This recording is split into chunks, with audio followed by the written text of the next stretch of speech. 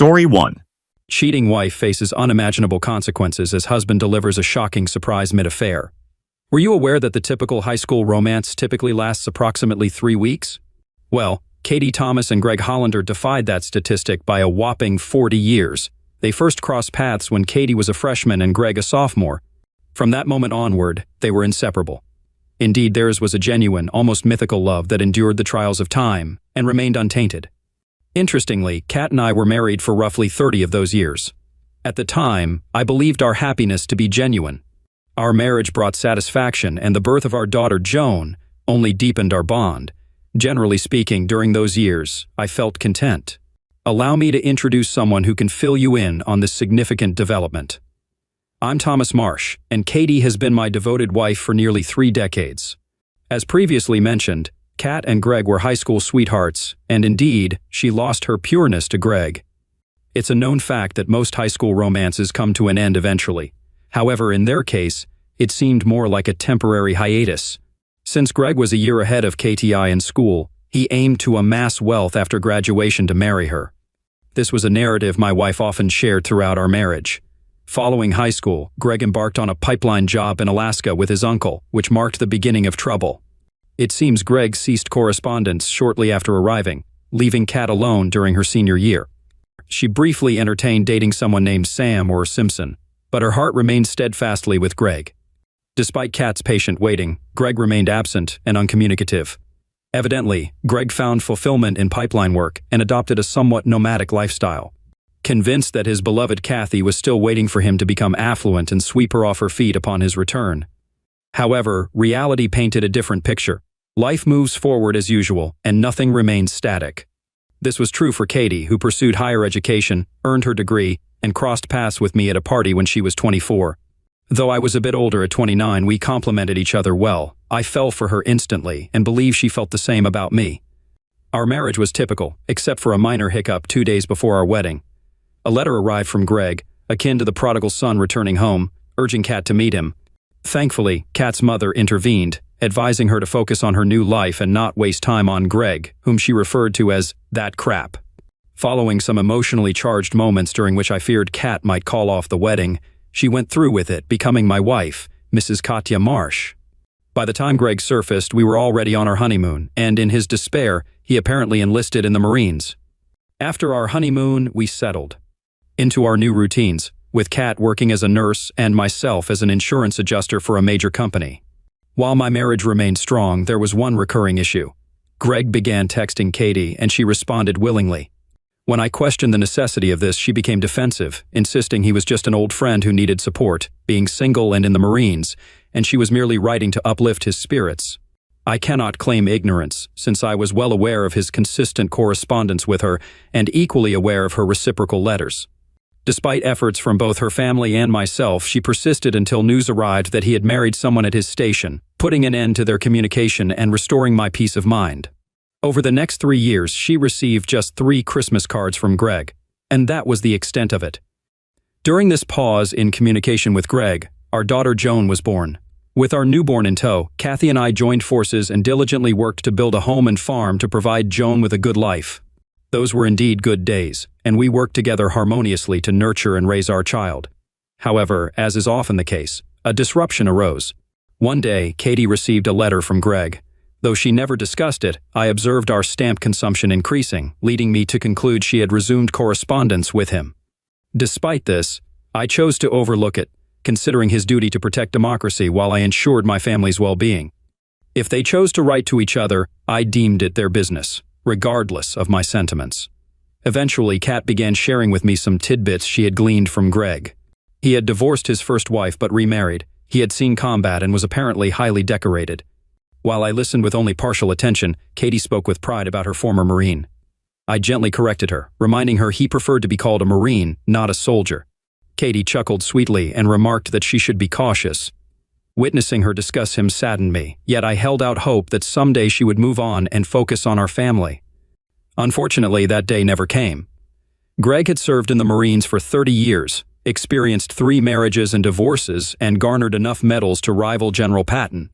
I realized with dismay that while Greg had become more charming to my wife over the years, I had simply grown older and more predictable. My only solace was the hope that Greg, upon discharge, would settle far from us. Regrettably, that was not the case, and here we are now. Our daughter Joan is now a grown woman, married to a wonderful man named Frank Campbell.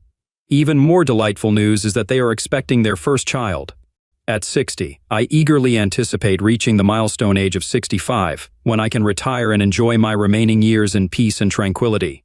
Katie still looks as radiant as ever and has the ability to make my heart skip a beat. Little did I realize that the peace in my life would soon be shattered. One Thursday, upon returning home, I found Kat dressed impeccably, informing me of a dinner reservation at 7. Initially perplexed, I searched my memory for any forgotten anniversary or birthday, only to realize that was not the case. So I went along with it, heading to our bedroom to freshen up and attempt to match Kat's elegance. Dinner was fantastic, and the restaurant was crowded, leading me to suspect Kat had more on her mind than just enjoying the food. As we reached the end of our meal, I turned to her and said, "All right, now you can tell me. I'm in a good mood and won't cause a scene." One of my idiosyncrasies is that I never lose my temper in public. Working in the insurance industry teaches you to keep your composure in public, and that habit spills over into my personal life. Kat understood this about me. Over the years, whenever she had something potentially upsetting to share, she'd choose a public setting to break the news. Tonight, I sensed something was off just by looking at her face. After 30 years together, you become adept at reading your partner. I had a sense of foreboding tonight, convinced it would ruin my evening. Finally, with apprehension, she delivered the news. "Tom, I think you should know that Greg is back." I suddenly felt queasy, but I knew it wasn't the food's fault. I stared at her, waiting for more information, but Kat just looked at me thoughtfully. Finally, I broke the awkward silence. "When you say back, do you mean he's back from vacation?" She shook her head and said very quietly, "No, Tom. He's not on vacation. He was discharged from the army and bought a house 2 streets away from us." With that, my panic level began to rise, and I quickly interrupted, "And he's going to live there with his, what, third wife?" And again she said quietly, "No, he got divorced again, but this time he had to lose part of his pension because of her." I tried to suppress my anger, but I couldn't help muttering, "Crap, it's just too much." Some nearby diners looked at me in surprise. My swearing wasn't because Greg had lost part of his pension to his ex, but because he'd moved closer to us, and I needed to understand his motivation for doing so. I became more assertive. "Katie, you haven't met Greg, have you?" The expression on her face answered my question. She didn't even respond when I asked my next question, "When and how did this happen, Katie?" She also looked a little down when she answered, "Yesterday he stopped by our house to tell me that we are now neighbors." My heart was racing, and I continued the interrogation, very afraid of what I might find out. "Did you sleep with him, Kat?" Once again, her expression told me everything before she confessed, "I did it, Tom, but it's not what you think." I peered into her eyes and almost growled, "I believe, Kat, that my faithful wife slept with someone other than her husband. Now, explain to me why this isn't what I think it is." "I did it because he needed me, Tom. When he approached me, he seemed so lost. He's struggling with anxiety or something about a divorce, and he needed me desperately, so I tried to help him. I love you, Tom, but I realize I still love Greg too." So there it was. My wife had slept with Greg, and he used PTSD and divorce as his way back into Kat's heart and her bed. I stared her down and spoke as firmly as ever in our marriage. "All right, Kat, the damage is done. We can work through this and reclaim our lives, but you can't sleep with him again. Do you understand?" She looked at me tearfully and said quietly but firmly, "I can't promise that, Tom. I love him, and he needs me more than you." It was shocking to hear those words from her, but a public restaurant wasn't the place for our private turmoil. I signaled the waiter for the bill. 10 minutes later, we were in the car heading home. When I pressed the issue again, "Kat, how can you be with him knowing you have a husband? Have you forgotten the vows we made almost 30 years ago? Remember forsaking all others?" She began openly crying and between sobs confessed, "I'm sorry, Tom, but he needs me and we found each other again. I can't bear the thought of losing him, or you." I was at a loss for what to say or do to make her let him go. With a hint of frustration in my voice, I exclaimed, "Well, what then? Shall we take turns having days off? He gets you for New Year's and I get you for Christmas." "Stop it, Kat. You can't have 2 men." She stopped crying and gazed at me with a peculiar look. "How about a break, Tom?" Now it was my turn to feel embarrassed. "What are you suggesting, Kat?" She changed the subject. "Listen, Tom. Remember about 18 years ago when you took a year off to pursue your master's degree? You did what needed to be done and then returned to your job, and everything was fine." I shook my head irritably. Kat, how can you compare me getting a degree that benefited the family and the company with your involvement with this guy, which only benefits the two of you, at this point? I pulled into the driveway and turned off the engine. Kat reached out and touched my face lovingly, making her plea. Tom, I missed my last year of high school with Greg, and if I had that year, we might not be facing this situation tonight. Give me this year and we'll get rid of Greg, and I promise to be the best wife to you. I need this time, Tom, please. I experienced a mix of emotions, sadness, hurt, shock, and depression. The urge to grab Katie's neck and squeeze until her eyes dimmed surged within me. However, I recalled stories about prison and how cuckolded husbands forfeited their freedom and property in fits of rage. I stated, "All right, Kat, if this is truly what you desire, feel free to proceed. But it's crucial to note, don't expect my approval. And let me be clear, I don't wish to see or hear from you in any capacity for the entire year. Understand? Also, be aware that in a year you may have no one to return to." I hoped that the strict conditions I set for her vacation might dampen her enthusiasm, but it seemed futile. She appeared deaf to my words after agreeing. After kissing my cheek, she expressed gratitude and assured me that I wouldn't regret it. I shook my head and conveyed that it was too late, and I already regretted it. That night, she desired closeness, but I chose to ignore her. The mere thought of her with Greg made me feel nauseous, and I couldn't bear physical closeness. As we prepared for bed, I grabbed a pillow and informed her I would sleep in the guest room. I noticed this deeply hurt her, and part of me was glad, hoping she might reconsider her plans. The following morning, I woke up hoping that last night was merely an aberration, and that Kat would have a change of heart in the daylight. I was mistaken. Upon entering the kitchen, I found her preparing breakfast, looking as if she just won the lottery. She smiled at me and gestured towards the calendar hanging on our wall. I couldn't help but notice that today's date, June 6th, was encircled by a thick black line. As I sat at the table, I contemplated the irony of this date. In 1944, thousands of soldiers and sailors fought to liberate Europe from tyranny, yet today, I lost my wife to another oppressor. Katie seemed almost giddy as she served me breakfast. Placing it in front of me, she said, "I understand your concerns, my love, but a year from today, I'll return to you and be solely yours. I truly need this time to sort things out and clear my head, and I promise you won't regret it." She smiled contentedly at me before continuing. "I called Greg this morning while you were still asleep and informed him about your permission for my vacation. He'll pick me up in an hour." With every word she spoke, my heart sank, but I felt compelled to give her another chance. "Kat, you don't have to go through with this. I implore you to take more time to reconsider. You can't be certain that in a year you'll be free from him. Focus on freeing yourself from his hold and working on repairing our marriage. I ask you not to risk destroying what we have." She grinned at me with an air of superiority and spoke gently. "Tom, I appreciate the love you've shown by granting me this time. Trust me, I know what I'm doing. Our marriage will be even stronger when I return. Now I need to finish packing, honey, so finish your breakfast." With that, she exited the kitchen, effectively signaling her departure from our marriage. Despite the tasteless meal, I finished eating and proceeded to get dressed. Entering our bedroom, I observed Kat's 3 large suitcases packed with her belongings. She smiled at me affectionately and remarked, "I think I have everything I need. Please, take these bags to the porch for Greg." I stared at her blankly before responding, "No." Her expression shifted to surprise at my refusal. Continuing with my negative response, I added, "Listen, if you're determined to destroy 30 years of marriage, you and that idiot can carry your bags together. I won't assist you in this foolish endeavor, is that clear?" Kat appeared on the verge of tears before retorting irritably, "Greg's not an idiot. Greg is a wonderful man and a hero who served our country. He's done more than you ever have." I turned away muttering, "Yes, he's received medals. While I've spent 5 days a week working to provide for you and our daughter. You may be right, but it was meaningless." Katie hauled all her luggage downstairs to the driveway, shooting me disdainful looks with each bag she took. Shortly after, a car arrived at our house, and a man whom I presumed was Greg began loading her belongings from our porch.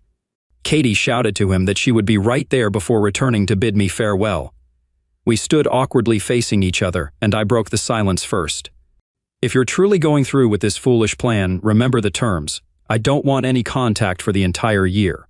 I could see it was starting to sink in for her as she meekly replied, "I understand, Tom, but everything will work out.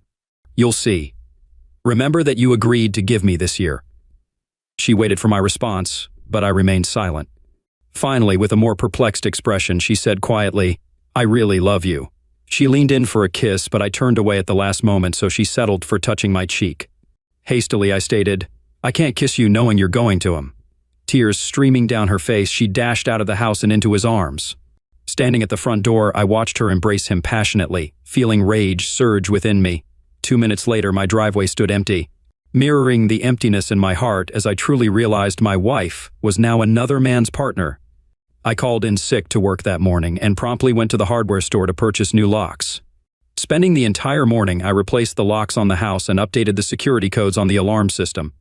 Fortunately, it kept me busy and diverted my thoughts from Katie. However, once I finished, the sadness returned, crashing over me like a wave on the shore. Then I resorted to what many would do in such a situation. I turned off our home phone and began heavily drinking. Though intended as a search for relief from the pain of losing Katie, it proved futile. My battle with excessive drinking continued until Sunday morning when I ran out of drinks. A relief, as I felt physically, spiritually, and mentally exhausted. I eventually went to bed and fell into a deep sleep, only to be awakened by a knocking sound in the house. Groggy, I stumbled around trying to locate the source, which turned out to be my daughter, Joan, knocking on the front door. Upon letting her in, she appeared shocked by my condition and the pervasive smell of drinks throughout the house. Her initial words were, "What's going on, Dad?" I struggled to focus amidst the pounding in my head, but managed to respond, "What do you mean?" She regarded me with a puzzled expression before guiding me to the kitchen. "You need coffee and food, Dad. Then you can explain what's been happening." An hour later, with food in my stomach and coffee in hand, I recounted everything I knew about her mother and Greg. To say she was shocked would be an understatement. "Dad, let me clarify, is Mom intending to take a year-long break from our marriage to rekindle things with her old high school boyfriend?" I nodded in agreement, stating, "Yes, something along those lines." Her ensuing questions mirrored the ones I'd been grappling with since Friday. "What's your plan, Dad?" I met her gaze and the words seemed to spill from my lips. "Tomorrow, I'll call in sick again and consult a lawyer." Joan looked saddened and speculated, "I can't believe Mom would do this. Maybe it's a mental disorder?" I responded with a blank expression. "I honestly don't know, Joni." She regarded me with a sorrow I hadn't seen before. "I'm at a loss, Dad. I want to advise you to reconsider, but frankly, this seems like your best option." Joan stayed with me for a few more hours, even preparing dinner for later. As she departed, she kissed me once more and expressed her apologies. Before she left, I inquired, "Why did you come here today?" She looked into my eyes. "Mom called and asked me to check on you, but she didn't explain why or where she was." I nodded, feigning comprehension. "All right, thanks, and drive safely, dear." I felt quite ill on Monday, and also had a meeting with a lawyer. My instincts about Katie were spot on, even though the divorce tilted in my favor due to my spouse's resistance, preventing her from claiming half of my pension. Other shared assets remained unresolved. Now, I'm certain that taking a break from Katie could present an opportunity to settle those assets. The subsequent 3 weeks passed swiftly, and I was surprised by how easily I adapted to solitude. On the positive side, I felt a burden lifted, no longer responsible for another person. However, the downside was waking up and going to bed alone. I didn't hear from Katie until mid-July. One Saturday, I visited Flynn's, an upscale tavern in our city, where I sat at the bar. As they entered, holding hands like infatuated teenagers, their passion for each other was palpable, oblivious to my presence. Observing them closely, I noted Greg's muscular and moderately attractive demeanor, understanding Katie's attraction. Yet he seemed to exert control over her, while she willingly complied with his desires. He spoke, and she listened, focusing on his words. As she rose to head to the restroom, she eventually spotted me at the bar. She offered a timid smile. Upon exiting the restroom, she approached me hesitantly. "Hello, Tom, how are you?" Despite the urge to dismiss her, I maintained decorum and replied, "Oh, as good as one can be when their spouse of 30 years up and leaves for some pervert. What can I do for you?" My sarcastic remark seemed to confuse her, but she stood her ground. "Tom, I need to get into our house. I left some personal items there, but my key didn't work when I tried to enter the other day." I continued to smile and responded in a friendly tone, "Well, Kat, it shouldn't surprise you that your key doesn't work in my house, since you don't live there anymore." She stood there looking at me with a puzzled expression before I spoke again. "I think you better get back to your boyfriend before he gets worried." Tears welled up in her eyes as she turned and walked away, and I returned to the more pressing matter of finishing my drink. 2 minutes later, I felt a rough hand on my shoulder as I was spun around in my chair to face a very annoyed Greg. "Hey, idiot, you made my woman cry, and I don't like it." I felt like he was gearing up to slap me, and my heart raced as I realized he could overpower me before help arrived. Summoning more conviction than I felt, I went on the offensive. "You're talking about my wife, not your woman, and since you stole her, you have no say in our affairs. Smack me if you want, but consider the consequences with the cops."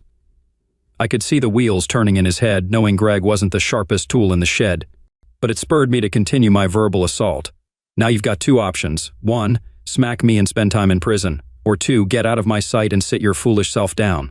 My heart pounded wildly, and some part of my brain screamed, "Why resist?" But I maintained a facade of bravery as Greg pondered his choices. Fortunately, at that moment, the manager intervened, asking about the commotion. Greg glared at him before grumbling, "No problem," and retreating slowly toward Katie. 5 minutes later, they settled the bill and left.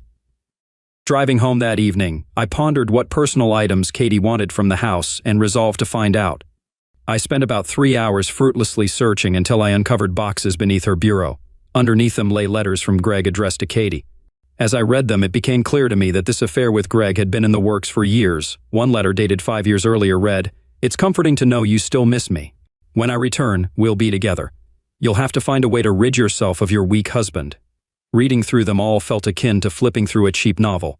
Many detailed his plans concerning Kat or reminisced about their high school days. By the time I finished, life sans Kat had become noticeably simpler.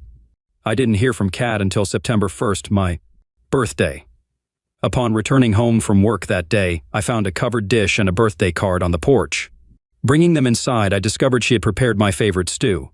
The card wished me a happy birthday, with a note inside reading, "Tom, I know we're not supposed to communicate, but I couldn't ignore your birthday. I dream about us every night, and I know that by the end of this year I will be yours and he will be gone. Please never stop loving me or abandon us." Kat, my daughter Joan, had been keeping a close eye on me since Kat's departure and called me on my birthday. After some small talk, she finally revealed the real reason for the call. "Dad, you know my due date is in 3 weeks, right? How could I forget the birth of my first grandson?" "Yes, I know, honey. You and Frank must be worried." A brief pause alerted me to a potential problem when she continued. "Dad, Frank and I had dinner with Mom and Greg. Mom wants to be there when my baby is born and she wants Greg to be with her. I know you and Mom agreed not to communicate for a year, but could you make an exception for me just this once, please?" Learning that Joan and her husband had dined with them surprised me, but I wouldn't spoil the birth of her first child. "All right, Joan, she can come and she can bring him if necessary." Joan promptly corrected me. "Dad, stop with the name-calling. He's not such a bad guy and he makes Mom happy. I haven't seen her this joyful in years." I was stunned. Then anger surged through me as I retorted, "Your grandmother called him names years ago. Nothing has changed. First you're all dining together, now you're defending him. I don't know what he's up to, but he's slowly tearing my family away from me."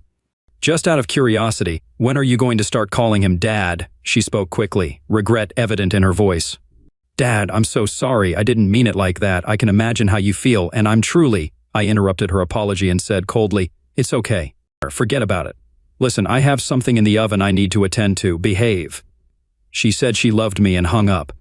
It was probably then that I realized my life would never be the same, and it was time to resist. Firstly, I began liquidating my assets to reduce my worth. Secondly, I shed my fear and re-entered the world. The next days were stressful. First, I received legal advice on asset management from my lawyer. Then, I obtained self-defense insurance in the form of a stun weapon, prepared for any altercation with Greg. Thirdly, I booked a trip to Vegas in October. And fourthly, I sought companionship online, hoping to find a woman my age seeking a stable, long-term relationship. Regarding my possessions, I have the option to utilize them or bestow them to others. Since my spouse doesn't reside with me, it appears to be my responsibility to decide how to divide our belongings. What intrigued me about the situation is the significant flexibility it granted me in shaping my future plans. During Joan's childbirth, I was at my workplace, and my secretary answered the phone. It was her husband, Frank, bursting with joy to inform me that I had become a grandfather. I extended my congratulations and promptly made my way to the hospital. Upon arrival, I located Joan's room and headed straight there. Approaching the door, I overheard her conversation with Katie. "Mom, what you and Dad are doing seems utterly pointless. Do you truly want to lose him to Greg?" Katie's voice was reassuring. "Don't fret, Joan. I won't lose your father. His love for me is too strong for him to ever leave. Besides, what I share with Greg now is incredible. It's difficult to articulate, but every day feels like high school, only better. Now that we can be together physically, He treats me like I'm his princess, and he sweeps me off my feet every night. I've never experienced such incredible closeness in my life. I'll genuinely miss this when I go back to your father." Joan's voice dripped with disdain. "Mom, I don't want to hear about your bed life with Greg. I acknowledge he's an exceptional man and you two seem perfectly matched. But I want my child to have grandparents who are together, not separated or arguing. Please, Mom, you need to return to Dad, and you'd better do it before it's too late. He might be dull and predictable and definitely not in the same league as Greg, but Dad will always be there for you. Greg is undoubtedly a catch, but all ships sail eventually. On the contrary, Dad is a steady presence. He won't abandon you if you do everything right. If necessary, beg him on your knees, but convince him to take you back." There was a brief silence before Joan fervently pleaded, "Mom, don't wait too long or you might lose him." Kat's voice betrayed her misguidedness once again. "You don't need to worry about your father and me. When I'm done with Greg, he'll welcome me back with open arms." Joan's voice held a heavy dose of skepticism. "I understand you think you know Dad, but I've seen and spoken to him and he's changing. And not for the better, it seems. He appears bitter and more distant since you left. Are you really willing to risk our good 30-year marriage for your high school sweetheart?" Having heard enough, I seized the opportunity to enter the room and exclaimed with a forced smile, "Hey, Mom. Congratulations on your new son. You two must be thrilled." I went over and embraced Joan, pointedly ignoring Katie. It was immature of me, but it seemed easier at that moment. Katie shot me a dirty look, but Joan beamed as she asked, "Have you seen him yet, Dad?" I shook my head. "No, sweetie, I just came to check on you." Eventually tired of the insults, Katie intervened in a less than friendly tone. "Hello, Tom. How are you?" I glanced at her for a moment, then redirected my focus to Joan, inquiring about the birth and the baby's name. At the mention of the name, Joan's face lit up and she exclaimed happily, "Frank and I both agree. We want to name our baby Thomas after you, Dad." At this, Katie solemnly excused herself, stating she was going to see the baby. Once she left, I took Joan's hands and spoke in a serious tone. "Joan, you know your mom and I probably won't reconcile." I could see my words hit her hard. "No, Dad, I don't believe that. She'll come to her senses soon and come back home." My eyes welled up as I continued. "Baby, I now realize I was never enough for your mother. Something will happen soon." Shock and disbelief crossed her face. "What?" I smiled sadly. "In the near future, I'll begin divorce proceedings after I sort a few things out." Tears filled her eyes as she spoke. "Oh, Dad, I told Mom she should plead for you to return, but it's too late now, isn't it?" I nodded in agreement. "Yes, I won't be able to reconcile with her. The memories of her betrayal would be too much for me. But please don't say anything to her yet, all right?" She nodded and drew me in for a kiss. We chatted for a few more minutes about various topics, purposefully avoiding any mention of my wife or her lover. Finally, I promised to return the next day and left her to admire the baby. Navigating to the children's ward, I found my grandson among numerous other babies. I was struck by how small and precious he was, realizing the beauty in the moment.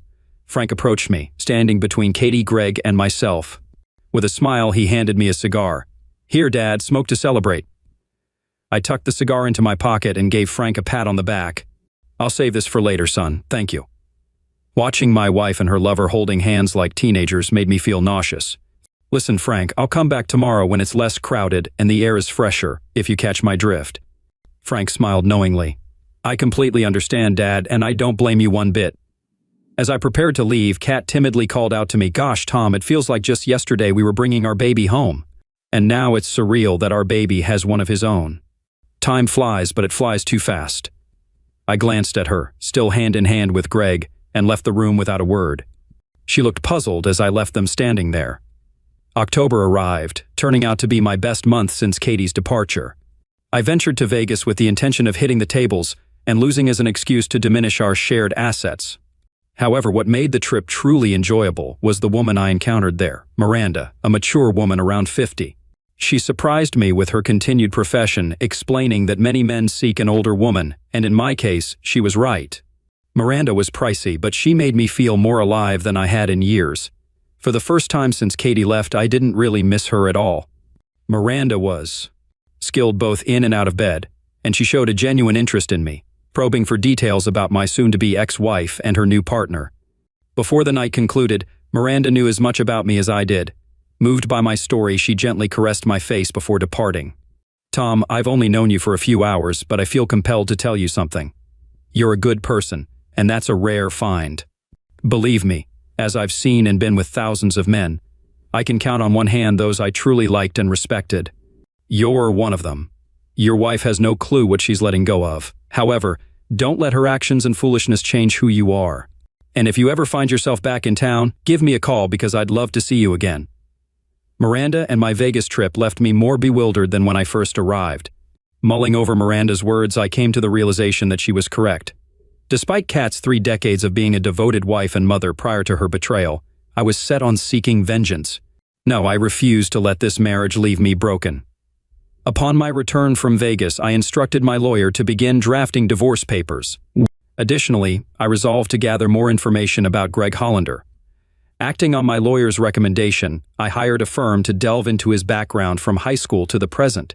Despite the firm's hefty fees, I didn't hesitate, knowing half the expenses would be covered by Katie's share. Assured of the firm's thoroughness, I was confident they'd provide all necessary information before Christmas. I also broached the topic of transferring to a branch office of our company with my boss. Initially taken aback, considering my previous aversion to relocating, my boss promised to look into it and inform me. Thanksgiving loomed as the next obstacle I had to confront. Joan called me about a week before the holidays to invite me to dinner with them. When I inquired about her mother and her companion's presence, she hesitantly confirmed they would be there. Upon hearing this, I firmly declined and ended the call. Surprisingly, my brother-in-law reached out to me. Subsequently, Frank called my office and requested a meeting. We agreed on a time and met at a conveniently located bar in the city center for a quiet drink that evening.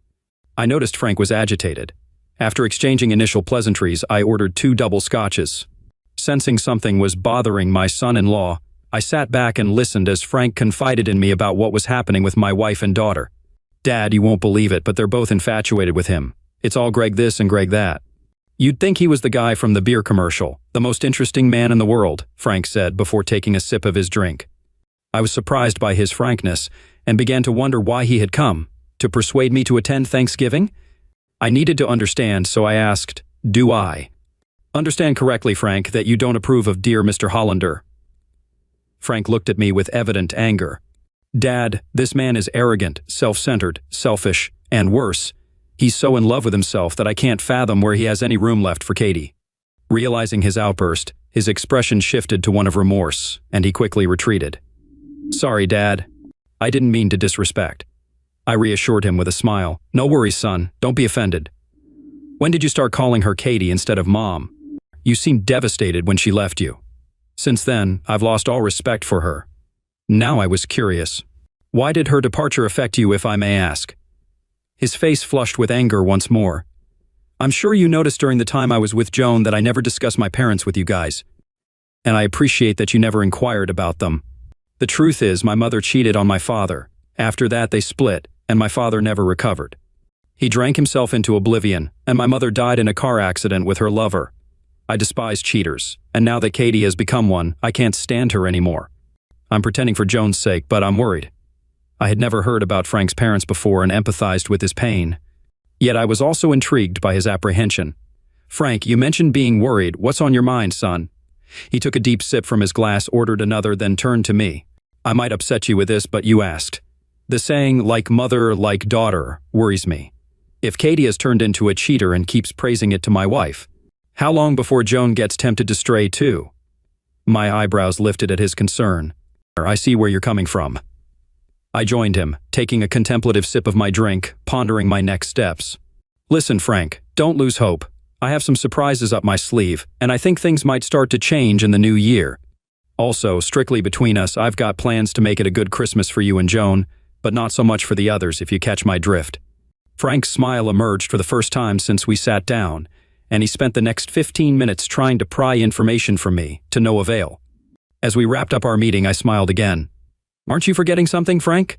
He looked puzzled. "What, Dad?" I put a hand on his shoulder. "Shouldn't you try to persuade me to be a big boy and attend Thanksgiving?" Frank's smile widened. "Oops, okay, will you come to Thanksgiving, Dad?" I shook my head in response. "No, but I appreciate the invite." Joan called me twice more before Thanksgiving, pleading for my attendance, until I finally put my foot down. "Look, Joan, when your mother left me back in June, I made it clear there'd be no contact for a year. She wanted to end our marriage. I've already broken that rule once for little Thomas's birth, but I won't break bread with them. Is that understood? The holiday arrived, and I had a frozen dinner. I felt lonely and sad, but it beat watching Katie and Greg exchange looks. December arrived, bringing with it the looming prospect of another family holiday. I dreaded it, but I knew it'd be the last one I'd have to endure. December turned out to be eventful. Firstly, the company offered me a position in Spokane, Washington, starting in January, and I accepted. Secondly, the private investigator's report on Mr. Hollander came through, and it was revealing. Apparently, old Greg had a history of infidelity, with 3 ex-wives divorcing him for infidelity. He also had children from women other than his wives, for whom he paid child support. Furthermore, his last wife received half his pension in the divorce, and he was demoted from an E8 to an E6 in his final year in the Corps. In short, his financial and moral standing appeared rather dubious, if not downright dismal. The latest positive development is that Katie will receive her divorce papers on the first business day after Christmas. Ah, now the old holiday spirit was coursing through me. I called Joan to discuss Christmas plans, and once again, she pleaded for a true family gathering. When I inquired about Greg's attendance, Joan became irate. "Dad, you need to accept it. He's part of our family now, whether you like it or not." I cut her off abruptly. "Right, I don't like it, but for the child's sake, I'll be there." Joan appeared genuinely pleased as she exclaimed, "Thank you, Dad. This will make everyone so happy." I doubted that would be the case, but who was I to spoil the fun? 2 days later, upon returning home from work, the phone rang and instinctively I answered. "Hello?" The line remained awkwardly silent, and I almost hung up when a voice finally responded. "Tom, it's me, Kat." "What's wrong, Kat? Are you hurt?" Her voice sounded hesitant. "No, I'm fine, Tom, but I wanted to thank you for agreeing to come for Christmas. I realize now how much I've hurt you. We've never spent a holiday apart in 30 years. I was miserable at Thanksgiving, living without you, and I've been reminiscing about us so much lately." I cut short her nostalgic trip. "Well, Katie, I'm glad to hear you reflect on us. However, I must remind you that when you initiated this separation, I insisted on no communication between us. I made an exception for Christmas Day, so I believe we should end this conversation now. Goodbye." After hanging up, I felt awful. I had never spoken to her so harshly in our entire 30-year marriage. But as guilty as I felt about my words, it didn't compare to the day she left me. The month passed slowly, allowing ample time for Christmas shopping. I made sure to buy gifts for everyone. Additionally, I packed belongings for my new job and rented a car for the cross-country drive. I also conversed with a helpful woman at my new office, who informed me she had selected a few well-appointed furnished apartments near the office. The pleasant surprise was that she would personally show them to me upon my arrival in Spokane. Yes, everything was falling into place for me. Arriving at Joan and Frank's on Christmas Day in December, I discovered Katie and her partner had already arrived. Joan warmly embraced me, commenting on the surprise before returning to dinner preparations. I smiled inwardly, thinking, if only she knew what a true surprise this was. Frank greeted me, taking my coat as I quickly inquired, "Can I see my grandson?" Frank nodded, mentioning the baby was asleep in the nursery, but I could visit quietly. I entered and observed the sleeping figure before me, a surge of emotion washing over me. Aware that soon I would depart but unable to stay, I sensed movement behind me. Katie silently approached and stood beside me. I couldn't help but feel the irony that she should have been here since June. Katie whispered, "We have a wonderful grandson, Tom." Filled with sadness, I replied, "Yes, Katie, but who will he call Grandpa? Me or the fool or both?" Katie seemed taken aback. "Why would you say that? You're the only grandfather this child will ever have, Tom." I murmured quietly, "Let's hope you're right, Katie," and then I left the room. The following hours were filled with conversation between Frank and me, while Joan, Katie, and Greg appeared lost in their own world. I was disappointed at how quickly my daughter fell for Greg's charms. Frank seemed equally unhappy, but I reassured him, promising changes that night. His eyes gleamed as he whispered, "I hope so, Dad. I can't stand that fool around her anymore. At this rate, he'll soon be cozying up to Joan." Dinner was served, and although the food was delicious, the company was lacking. Once again, I felt no desire to converse with my wife or her partner, and Frank seemed hesitant to speak up as well. The only one who spoke was Greg, regaling the women with tales of his bravery. Watching Greg with his small fan club made me feel sick. After dinner, Joan brought the baby into the living room, and we all gathered together. Observing my family, I realized this might be the last time we shared such a moment. Joan seemed happy as she eagerly instructed Frank to distribute gifts. When he did, Joan gave her mom, Greg, and me presents. Katie received a sweater, Greg a gift card, and I received a tie, practical yet uninspired gifts, much like how my wife and daughter perceived me. When Frank, Joan, and the baby unwrapped their presents from Katie and Greg, Joan smiled and laughed, while Frank remained polite but distant. Once everyone finished opening their gifts, the room fell a bit silent, all eyes turning to me and my bag of presents. Breaking the silence, I declared, "To conclude this wonderful weekend, I want to give you all the gifts you deserve for this holiday." Standing up, I retrieved the bag I had brought and handed Frank and Joan a large envelope wrapped in festive paper. Joan eagerly tore open the wrapping while Frank observed. As Joan sifted through the papers inside the envelope, her joyous scream filled the room upon realizing its contents. Katie shifted in her seat, eager to learn what the papers held. Waste no time, Joan filled her in, exclaiming, "Mom, Dad gave us your house for free. No mortgage. Now we can move out of this rental. Isn't that amazing?" Katie's expression faltered as she looked to me with concern. "Why did you do this, Tom? Where will we live?" I shot her a piercing look, hoping to convey my feelings. "Don't fret, Katie. I've thought of everything. Here, this is for you." Handing her a card in a wrapped box, I watched as she tore open the paper, revealing a bracelet inside. Surprise painted her face as she pulled it out, prompting me to say, "Take a look at the inscription I wrote." Observing Greg's displeasure at her gift, Katie turned the bracelet over, revealing the words, "Thank you for the best 30 years of my life, Tom." I glanced at Greg, noting his frown, while Katie appeared puzzled. "Tom, thank you, dear. This is lovely, but you forgot to write 'with love.'" I offered a smile. "I didn't forget, Katie. I simply chose not to lie. My love for you has been fading steadily in recent months. This bracelet is my farewell and a reminder of what you sacrificed for your partner. Also, you'll receive divorce papers on Monday." I heard Joan inhale sharply while Katie's face twisted with disbelief and despair. Nodding towards the postcard in the card, I continued, "I attempted to express gratitude for the wonderful years and our daughter. There's also a check for half our liquid assets, though it's not much, $195 spent during your absence. The house was intended for my daughter when you left our marriage," explained further in the card. Turning to Greg, I anticipated the brewing storm. "This gift is for you as well." Handing Katie another large envelope, she looked stunned. "Inside is the full account of what your lover has been up to since your high school split. I believe you'll find it an interesting read." Before I could finish, Greg erupted, threatening, "I'll ruin you, you son of a cow." Greg collapsed to the floor with a thud as my stun weapon made contact, ensuring he remained incapacitated. Joan and Katie stood up, and I administered another 2 shocks to Greg's groin area, just to ensure he stayed down. Moving closer to him, I remarked, "Feeling the pain? Well, let me tell you. Your agony is nothing compared to losing the woman I cherished for 30 years to scum like you." Katie sobbed as if the world was ending. When I turned to her, I said, "I know I'm not as exciting as your sergeant, but I won't forget what you did." I administered another shock for good measure, relishing in his convulsions. "This never gets old."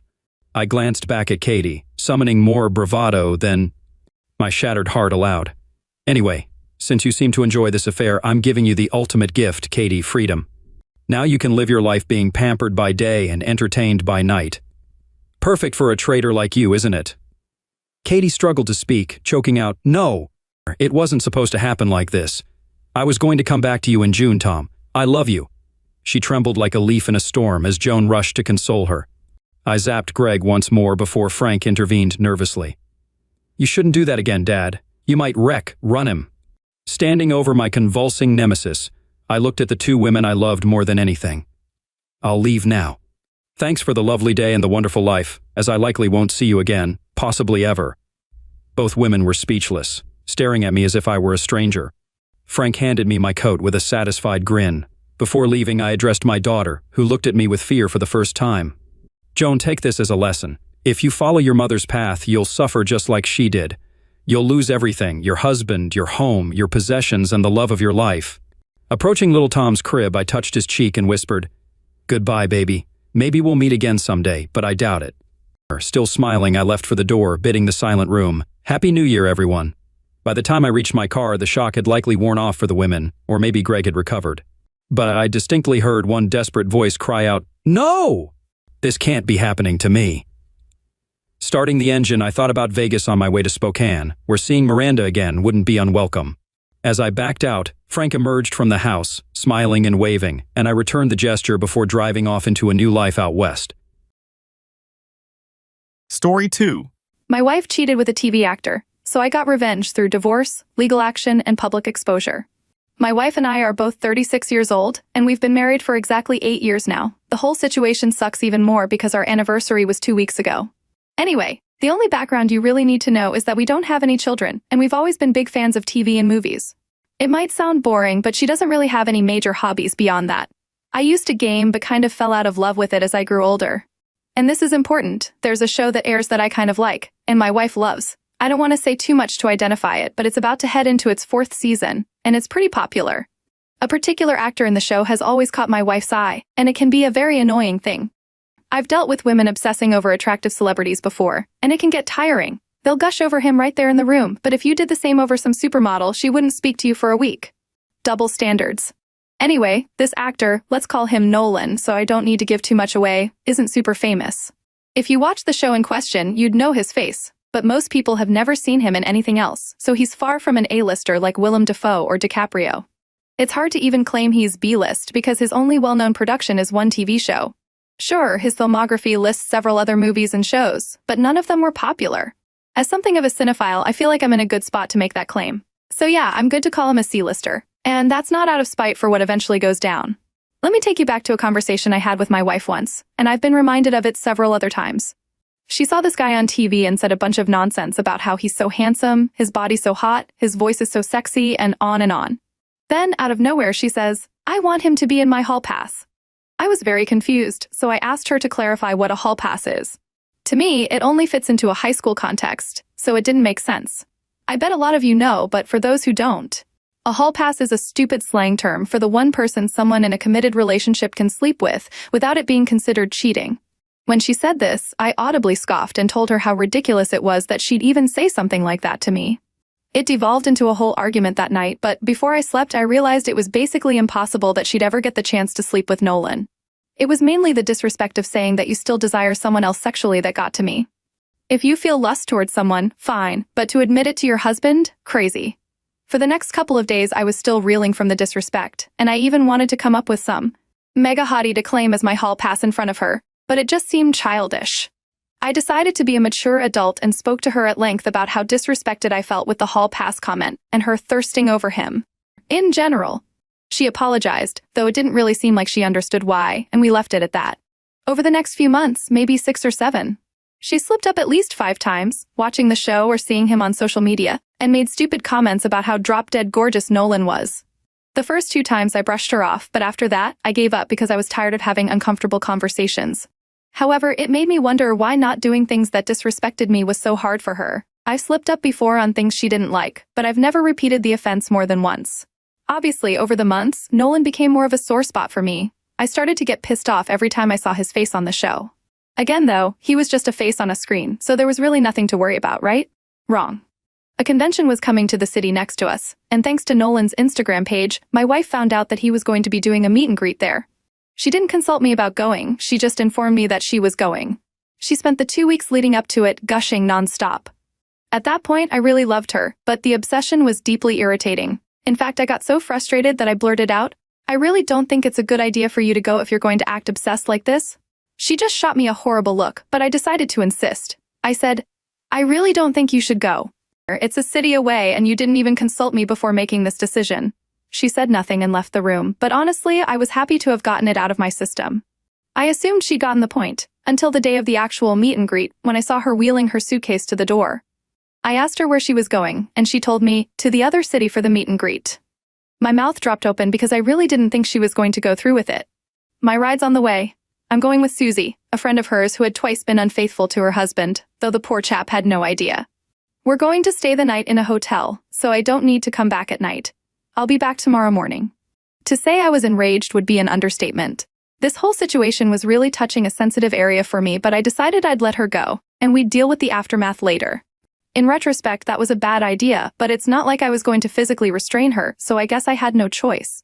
I should have tried harder to stop her from going, but I guess if I did, I wouldn't know what I know now. The entire day went by with basically no communication from my wife beyond a dry text letting me know when she got to the bus station and when she arrived in the other city. Then she went dark until the next morning. I swear I called at least 7 times but got no response, which was incredibly stressful. We weren't on good terms. but it didn't change the fact that I was worried she could have been in danger in a city she wasn't entirely familiar with.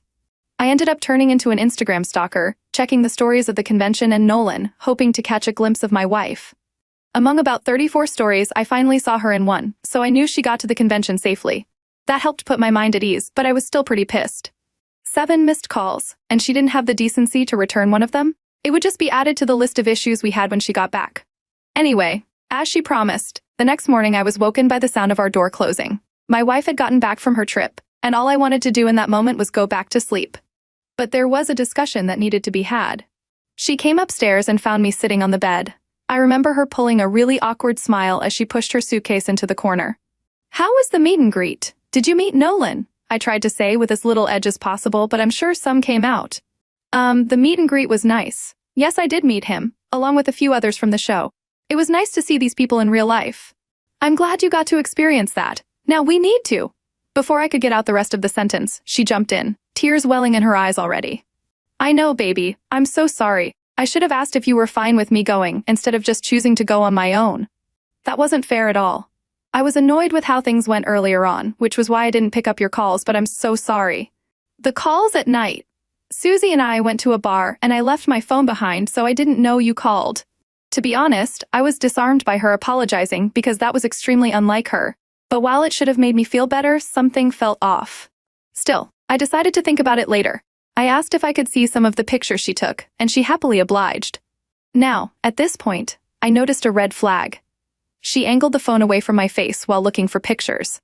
It was subtle, but I'm sure it was intentional. Only after opening a picture did she let me see the ones she took, including some of her smiling beside Nolan. But she was the one holding the phone and swiping through them. If you have a Samsung Galaxy phone, you'll know that when you're in the gallery and scrolling through images. There's a little bar at the top of the screen with thumbnails of all the photos and videos in that folder. I saw something there. It was tiny, but it looked like a large swath of skin tone, like some section of a naked body. I don't think she took that into account when she was showing me the photos, and I really couldn't say with any certainty what I was looking at. It came chronologically after the convention events, though, that much was clear. I let her keep showing me the images until she was through, and made the expected comments about Nolan being good-looking, and how I was glad she'd met her favorite, all that jazz. But I knew what I had to do. Once she was done, I encouraged her to go take a shower to freshen up, and she agreed with a big smile. Once I heard the water start running, I grabbed her phone right away and went to her gallery. There was one video, the very last piece of media in her gallery, and I played it right away. It started off in a dimly lit room. It looked like a hotel room with soft, warm lights. There was someone close to the camera, and I could hear voices, but I couldn't turn up the volume because I didn't want her to hear. The person near the camera seemed to be propping it up, and once they got it stable, they moved away from it. It was my wife. She was naked. She went to lie down on the bed, and it seemed like she was waiting for something. Suddenly, the voices got a bit clearer as someone else emerged from the bathroom. The person was naked too, and I didn't even need to see the face clearly to know it was Nolan. He moved toward my wife and climbed onto the bed. The video was 11 minutes long, and I had to stop there. I couldn't watch anymore. I quickly sent the video over to my phone, cleared any evidence from hers, and left the house. I didn't know where I was going, but my head was swirling and my heart was pounding. I think I walked for about 20 minutes before deciding it was time to watch the video in full. Watching it was horrible. Is there really anything worse than watching your wife get pounded by some actor you've come to hate because she's obsessed with him? Why did she actually get the chance? Did she throw herself at him? Did he actually like her? What was going on? It was giving me a headache, and I felt so broken. There was nothing I could have done differently, and I recognized that much. I didn't have much in my head as to what I was going to do next, but I knew I had to divorce her. That much, even a fool could tell you. Being cheated on feels like crap, but it literally could have been anyone else in the world, and it wouldn't have hurt this much. That's when I knew I would have to get back at her, and I'd have to make it hurt. So I eventually headed back home, told her I had to go for a walk because I was feeling nauseous, and then did my best to act normal. It's been a full week since I found out, and she's been exceptionally bubbly. Every time she smiles at her phone, I don't know if she's chatting with Nolan or what, but I've become so paranoid. I'm tired of feeling like this. I need to make her hurt as much as I hurt right now, and that's where I need help, because I'm blank on exactly what I can do. I'd love to hear some devious plans I can realistically pull off. Any suggestions are welcome. Hey, at least you know now why she was so eager to attend that meet and greet. Guess she wasn't just there for autographs and selfies, huh? And who knew conventions could be such great networking events for extramarital affairs? Nothing says payback like hitting her where it hurts, her wallet. Plus, imagine the look on her face when she realizes her little fling ended up costing her half of everything. Update 1. Hey everyone, it's been a few weeks since my last post, but I've got some updates on how things have gone down. I read through every comment on my original post, and I have to say thank you to everyone for helping me out. My mind was foggy, but I found some clarity. So, here's how things went down. The first thing I did was call up a divorce lawyer.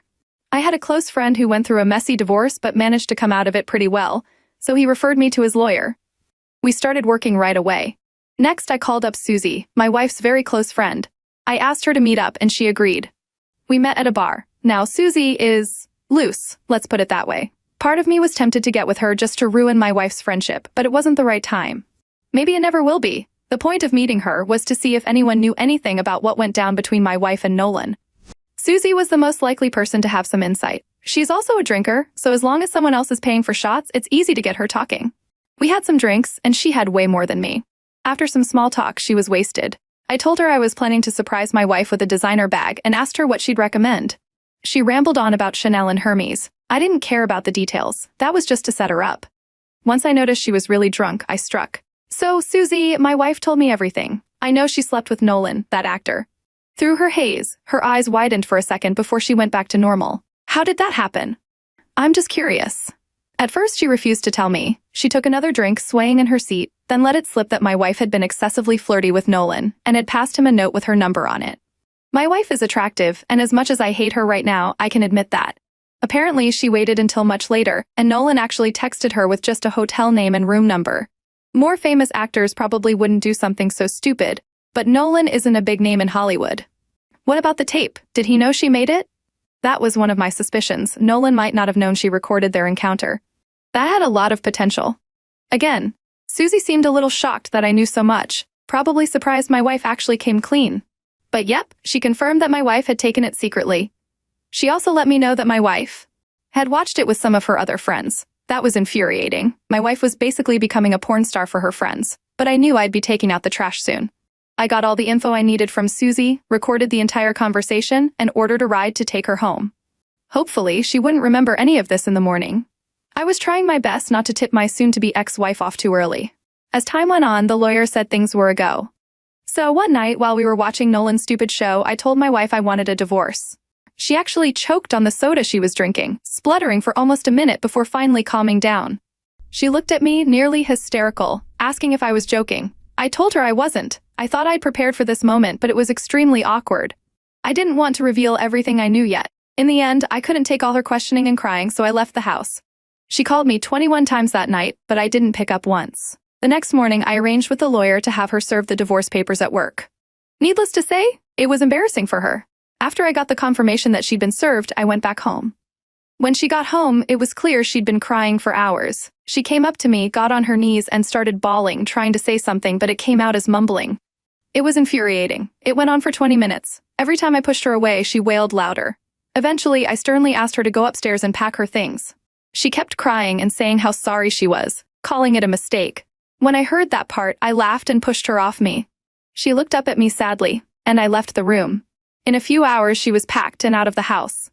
Apparently, she's staying with Susie, who, even if she remembers anything from that night, certainly won't volunteer that she spilled everything to me. Anyway, what's left is for the divorce to be finalized. I still have one major trick up my sleeve, but I need things to be officially over first. Hopefully, I won't lose interest in revenge by then. We'll see. Friends, calling up Susie for some gossip juice was a genius move. Who knew liquid courage could spill so many secrets? And serving her those divorce papers, ice cold. Talk about dropping a bombshell. Update 2, it feels like it's been ages, but it's just been under a year. However, I'm finally back with what should be the final update, and boy, is it good. We finalized the divorce, and it's not a process I'd want to go through again. There was a lot of back and forth, a lot of stalemates, and just a lot of stress. But it's finally over. I'm going to have to pay alimony, but thankfully, her infidelity, which she did a poor job of denying, and I was able to prove easily, made the payments a lot less heavy. Plus, the payment terms won't last very long. In the process, I exposed Susie and everything she'd let me in on. That was definitely salt to the wound for my wife. A lot of money was split, but I kept the house after an annoyingly long battle, which was good enough for me. Now here's where the fun begins. I had held on to that video since I took it off her phone. Nolan may be C-list, but he's still famous. And there's nothing Hollywood loves more than gossip. So who did I hit up first? TMZ. Yep, I let them know what I had, and I did a very good job of anonymizing myself even though I don't think they snitch on their sources. I'm not used to the tabloid lifestyle, so I was trying to be as careful as possible once I proved I had what I claimed. I got to talking with a journalist from TMZ and even made a bit of change off it. Not much, but not too little either. I must have refreshed TMZ's site 100 times, waiting for them to go live with the story. It wasn't the same day, but eventually it showed up on their website the next day. My favorite touch? The name they gave her, after all. Everyone wanted to know who the mystery woman who slept with Nolan was, and they made it clear that Nolan was unaware of the recording. Using the same throwaway email account I used for the correspondence, I sent a link to the article to my ex-wife's email address. At this point, all I could do was wait, especially since I wouldn't directly see her reaction to the article. That's what I thought, at least, until she knocked on the door to our house 2 days later. She looked deranged and kept saying, "I know it was you. Admit it was you." I kept playing dumb, but I was intentionally doing it over the top because I wanted her to know it wasn't just karma, some universal force punishing her. No, she needed to know it was me. I could almost see the exact moment when she realized I was playing coy. It's like she snapped. She lunged for my throat, clawing and striking. I fell over from the force, but it wasn't hard for me to get her off me. Thankfully, a neighbor had seen the whole thing. All her noise attracted attention, and the police were there within minutes. Yes, I pressed charges, which was incredibly satisfying. Most of her family lives in other states, and she and Susie had fallen out. So, I hope it took her a while to find someone to post bail for her. Anyway, the assault charge was just the cherry on top. I didn't plan for that to happen. The real big thing was her going to court for unlawful surveillance. She recorded Nolan without his consent, and even though she wasn't responsible for the leak, it only existed because she made it illegally. The case dragged on, especially since Nolan wanted punitive damages for the harm the leak caused his career. Apparently, he lost a job in a movie series aimed at younger audiences because of it, which made me feel good. Unsurprisingly, Nolan's lawyers were a lot more high-end than what my wife could afford. She took a lot of my money, but I was glad to see her wasting it on the consequences of her own actions. Every update I heard on the case, whether it went her way or not, made me very happy. One headline called her a groupie. That was fun. To cut a long story short, she had to spend 2 months in jail and pay a $1,000 fine. As far as I'm concerned, she got off pretty easy, but I'm allowed to be vindictive, aren't I? Well, friends, now that things have settled down and she's in jail, I feel so much better and so satisfied. All I can say is that if you get a sign someone is cheating on you, run and never look back. And if you can get revenge in the process, never pass up the chance. That's it for me. Take care, y'all. Not everyone's as lucky as Kim Kardashian. Congratulations on mastering the art of divorce warfare. And serving up that video to TMZ? Pure genius. Let's not forget the cherry on top, your ex-wife's stint in jail. So here's to you, the vengeful virtuoso, the maestro of matrimonial mayhem. What would you have done differently? And thank you for joining us today. Story 3. I'm 43, and my wife, aged 40, and I've been married for 16 years. We have a 14-year-old daughter and a 9-year-old son. Our marriage had a challenging start, but we got through those tough years and emerged stronger. We married young, lacking some maturity, but our love helped us conquer any challenges. I'm not entirely sure if this was wishful thinking. My wife has been a manager at a large advertising company for 3 years, and I've been an engineer for 7 years. Both our jobs pay well, providing a comfortable lifestyle for our family. We are a close-knit family, always making time for our kids to create cherished memories. Despite being a good dad and husband, I was shocked to discover my wife's long-term affair, despite some mistakes I made. Now, on to the discovery. My wife became distant, especially in the last 2 challenging years. She constantly compared me to her boss, who seemed to handle things better. I couldn't read her mind, unlike her boss. I didn't take the initiative to plan dates and make her feel special, something her boss did for his wife. I asked her what she wanted to spice up our love life, but her response was vague. I needed to already know and do it. Feeling clueless, I researched and bought books, but my attempts were met with disappointment. Unbeknownst to me, it wasn't me who was fixing things all along. We were close to her boss and his family, spending time together at barbecues, family outings, and other activities. I confided in her boss about our marital problems, thinking he was a good person. Back to the discovery, I grew emotionally tired from my wife's demands to improve our marriage. One night, she laughed and giggled while texting someone, and when I tried to peek, she angrily pulled away. Suspecting an affair, I made the mistake of asking her directly the next day, but she vehemently denied any wrongdoing. Unable to access her phone initially, I later obtained it and discovered deleted texts. Although some conversations seemed inconsistent, I gathered bits and pieces of proof. confirming the affair with her boss. Instead of confronting her immediately, I waited, feeling devastated and concerned about the kids. Despite the pain, I didn't want to give up on the marriage. So, 3 days later, I purchased How to Help Your Spouse Heal from an Affair with the hope of saving our relationship. Planning to talk on a Saturday, she claimed an emergency at work, which seemed suspicious. Unable to confirm, she returned home late on Sunday, avoiding questions about her delay. I suffered, but she seemed indifferent. Desperate for stability, I contacted her boss's wife, who was as shocked as me. We decided to gather evidence on each side and compare. I snooped on my wife, and she did the same with her husband, easily finding undeniable proof. Her husband's arrogance left the texts on his phone intact, making sense of the little texts I found earlier. We discovered the affair had been ongoing for 2 years, and both of us were furious. Although revenge was tempting, we decided against it. They had slept together in various places, even exchanging pictures. Ignoring the images to avoid scarring ourselves, we sought revenge without engaging in our own affairs. We both drew up divorce papers around the same time, determined to move on from the betrayal. Our spouses were unaware that we knew, so we played our roles. When everything was set, they resumed their affair. This time, we collaborated with the boss's wife, knowing exactly where and how to confront them, even the hotel they booked for their weekend getaway. I personally went there with the sheriff, waiting in the lobby while my wife was called down from a room, dressed in a bathrobe. Despite the distance from our home, it wasn't too far.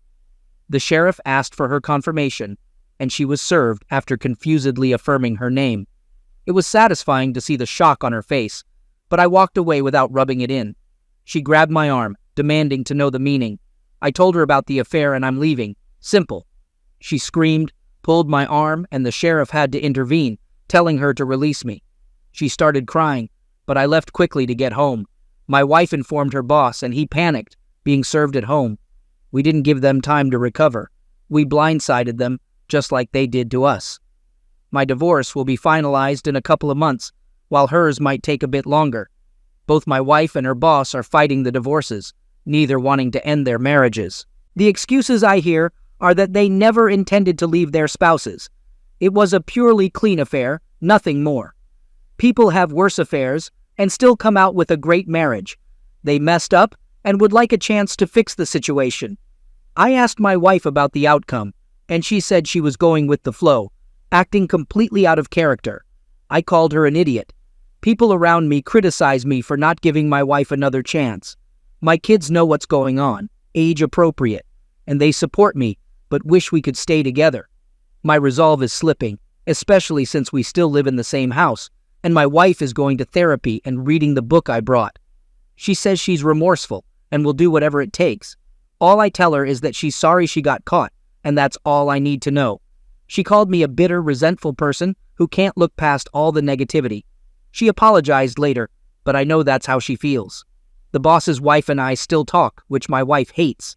She thinks I might have a revenge affair, or her boss's wife is the reason I won't give us another chance. She has asked me repeatedly to initiate no contact with her boss's wife, just like she did with her boss. I told her she's crazy, we didn't do anything wrong, and why should I respect her opinions now? See, I think I'm done. I have no respect for her. She still doesn't want to give up, and is actively trying to engage with me about her thoughts and processes to her affair. I see them as excuses, so I don't entertain her. She wants me to do therapy with her. I've read many places where the therapist blames the sufferer, so I said hell no. She wants me to read infidelity books with her. What's the point if we're going to divorce anyway? She wants to be with me. I told her she's not going to manipulate me with closeness. She says it's not manipulation, just showing how much she loves me. I corrected and said love me now. People around me, even my mom, are frustrated, saying people make mistakes, and my wife realizes through her mistakes that she truly does love me. I tell them I won't be anyone's fallback plan. I feel bad for treating her the way I do, but I still love her even though there's hate. Am I being unnecessarily cruel to her? She's trying hard, but I just don't care. Should I reconsider the divorce? People are saying I'm moving too quickly and might regret it. Is that true? I don't know what's real. Update. Thanks for your concern, guys. My wife and I are in a sort of good place, but we're not reconciling. I'm still divorcing her because her affair was too long for me to get over. If it had been a one-night stand, that would be a different story. But no, 2 years is just a slap in the face. I've gone to a few therapy sessions with her because I'm not a monster and still love her. One session was very good and made me understand her remorse. She hasn't handled the fallout perfectly, but she's been trying pretty damn hard. The second session was a mess of her being upset with me for continuously contacting the boss's wife and her being afraid of a revenge affair. It was the angriest I ever was through this whole mess, and we argued a great deal later because I refused to do what she wanted, which is no contact with the boss's wife. That was resolved when I promised her that there will be no revenge affair. I know I don't owe her anything, but she's still my wife until our divorce, and I still want to hold true to my commitments. I've attended more sessions with her to check on her progress. Yes, this therapist handles both individual and marriage counseling. No, I'm not attending these sessions because I secretly want to save our marriage. I just want to witness my wife's progress and be involved if needed. After the divorce, I'll step away gracefully. The boss's wife is still leaving her husband, and he's still resisting the divorce. She's as determined as I am, and I'll admit we confide in each other during low days. I still don't see any affair. We're just on friendly terms. She's a strong, independent woman who doesn't tolerate nonsense. My kids are doing well. They understand that divorcing doesn't mean we love them any less. They don't want a divorce, but they understand why it's necessary for us in an age-appropriate way. My wife no longer works at the advertising company. She resigned after I served her. She's strictly no contact with her former boss. According to her, she sought help on forums to save the marriage. I've been reading a lot here, and initially, I didn't get why people stayed with adulterers, but after seeing my wife work hard to be a better person, I can see the temptation. She's not a monster, she's just flawed and made horrible choices, learning to be better. She's offered everything for another chance, but I'm not sure. As the divorce nears, I feel more at peace. We recently discussed her asking for a chance after the divorce. She's offered a postnup. I wasn't completely opposed, but it would be a very, very long road for her. To be honest, a huge part of me wants this divorce for a fleeting sense of justice, the only justice I can get without becoming an adulterer. My mom and I reconciled after I revealed more about my wife's affair, but now she's furious after learning the details. Navigating her anger is challenging. Regarding a revenge affair, I didn't want to write here until my divorce was finalized, but I'm just angry today and need to vent. As many of you know, my wife is scared crazy about a revenge affair. The simple reason is because I'm still in contact and see the other woman she betrayed. My wife is very insecure compared to the other betrayed spouse. Is that how it's spelled? The other betrayed spouse is younger, a model, very attractive, and owns a successful business. It makes my wife paranoid that I will give in to temptation and cheat on her as revenge. I still can't believe the nerve of her to give me the two wrongs don't make a right speech. Of course, she isn't wrong, and I don't intend to ever follow through, but her hypocrisy infuriates me. Every time I visit the other betrayed spouse, my wife gets extremely sad or clingy. I don't know how many times she has thrown herself at me just to make sure I don't cheat on her back. I reject her attempts, and it only makes things worse. It absolutely floors me that cheaters are this selfish, only thinking about themselves and their pain, while the betrayed have to trudge along and try to pick up the pieces. Another thing, our kids still see their kids. I never go to the other betrayed spouse without my kids. But no, my wife still thinks I have it in me to be as heartless as she was and take any opportunity to be with another woman. Laughable. Ohm is still living in their holiday home, begging the other betrayed spouse to take him back. I won't lie, it brings me a sense of great satisfaction to see him suffer the consequences. He hasn't tried to threaten me because of how much leverage I have on him. He is allowed to visit his kids anytime he wants but doesn't want to see me, so he makes sure I'm not around and then visits. I pity the guy, honestly. Currently, my wife has been extremely apologetic. She's been showing me a lot of affection, but I've been ignoring it because I'm not in a good place. We have a therapy session today, and I plan to express all the pain and hurt I've endured because of her. The rage I feel is becoming overwhelming. Update. During a recent therapy session with my wife, she asked for more time to win me back. She had several reasons why I should at least try to participate in recovering our marriage, not necessarily reconciling. I kept pointing out that she's only trying now because of the fallout from her affair. If she was still with the other person, she wouldn't be making an effort. She emotionally mistreated me for months, and I won't let myself be walked all over, even by the woman I loved. She acknowledged her wrongdoings and apologized again, making many promises to make it up to me. She wants our marriage to become stronger than ever and believes it's possible. I asked if she was willing to deal with my rage because I have a lot of it. She said absolutely, encouraging me to unload on her whenever I needed to process the pain. Usually, when I ask her why she had an affair, I get a million excuses. This time, she was straightforward, admitting there was no excuse for what she did. She vowed to show through her actions every day for the rest of her life that she's truly remorseful and would never hurt me that way again. She opened up about her feelings, revealing she was very insecure and jealous of the other betrayed spouse. The affair boosted her ego, making her feel beautiful and desired. She admitted it was a fantasy that would never last, regretting it deeply. She acknowledged the guilt she'd carry for the rest of her life and said she'd probably never forgive herself. She confessed she could never compare to the other betrayed spouse, and her certainty that I would cheat back stemmed from the other person's beauty and integrity. The other betrayed spouse never said a mean thing or threatened her. It was all my wife's insecurities talking. The therapist asked what it would take for me to consider my wife's proposal. I couldn't think of anything and honestly said I needed a time machine because what I have now is a sham of a marriage. I never signed up for this. The therapist suggested that all marriages face problems and how they're dealt with shows the strength of a marriage. I was taken aback and told the therapist to focus on my wife, not us. The therapist suggested my unwillingness to listen to logical reasoning might be a communication problem. I didn't disagree. On the drive home, my wife and I had a long talk. She asked if I felt emasculated due to her affair, surprising me with the question. I answered yes. She then shocked me by asking if I would feel better if I slept with another woman. I reiterated that I'm not normal and wouldn't have a revenge affair. She clarified she meant a trial separation where I could go out and regain my confidence. She'd remain faithful and wait for me to come back when I'm ready. I thought her proposal was crazy, asking how it would benefit the marriage for both of us to have affairs. She argued that mine wouldn't be an affair because we'd be separated with conditions allowing me to see other people. I rejected the idea, finding it out of character for her to propose that. Despite not trusting her, she has been surprisingly calm and patient these few weeks, almost like a different person from the insecure one. Even though she doesn't want it, she has been generous in the divorce, making the situation difficult to navigate. Update.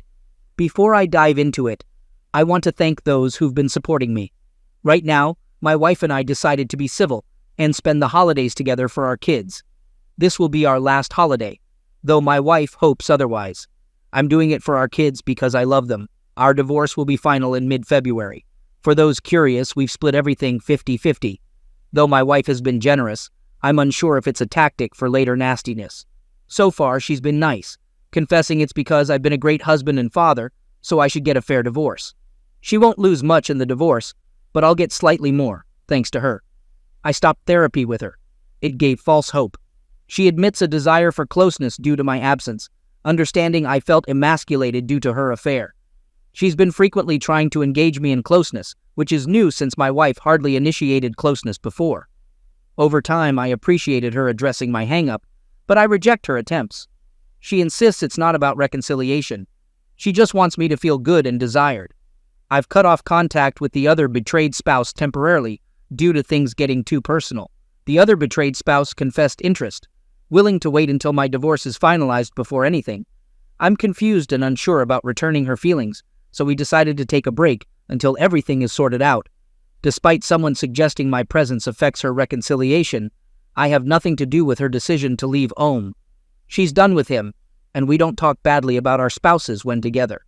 Ohm recently apologized in person, but I didn't accept it. Call me petty, but I don't care about what he's going through. I have a question.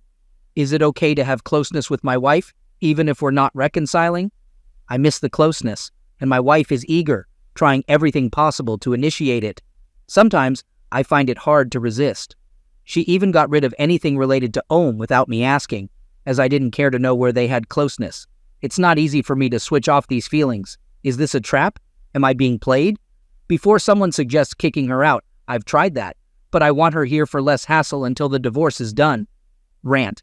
It's finally dawned on me. I thought I wasted years on a seemingly worthless woman, but she gave me great kids and memories. I won't forget that, but I now understand I can do better than her. I've received advice and finally understand I deserve better. She treated me poorly when another man showed her attention, investing her energy in him.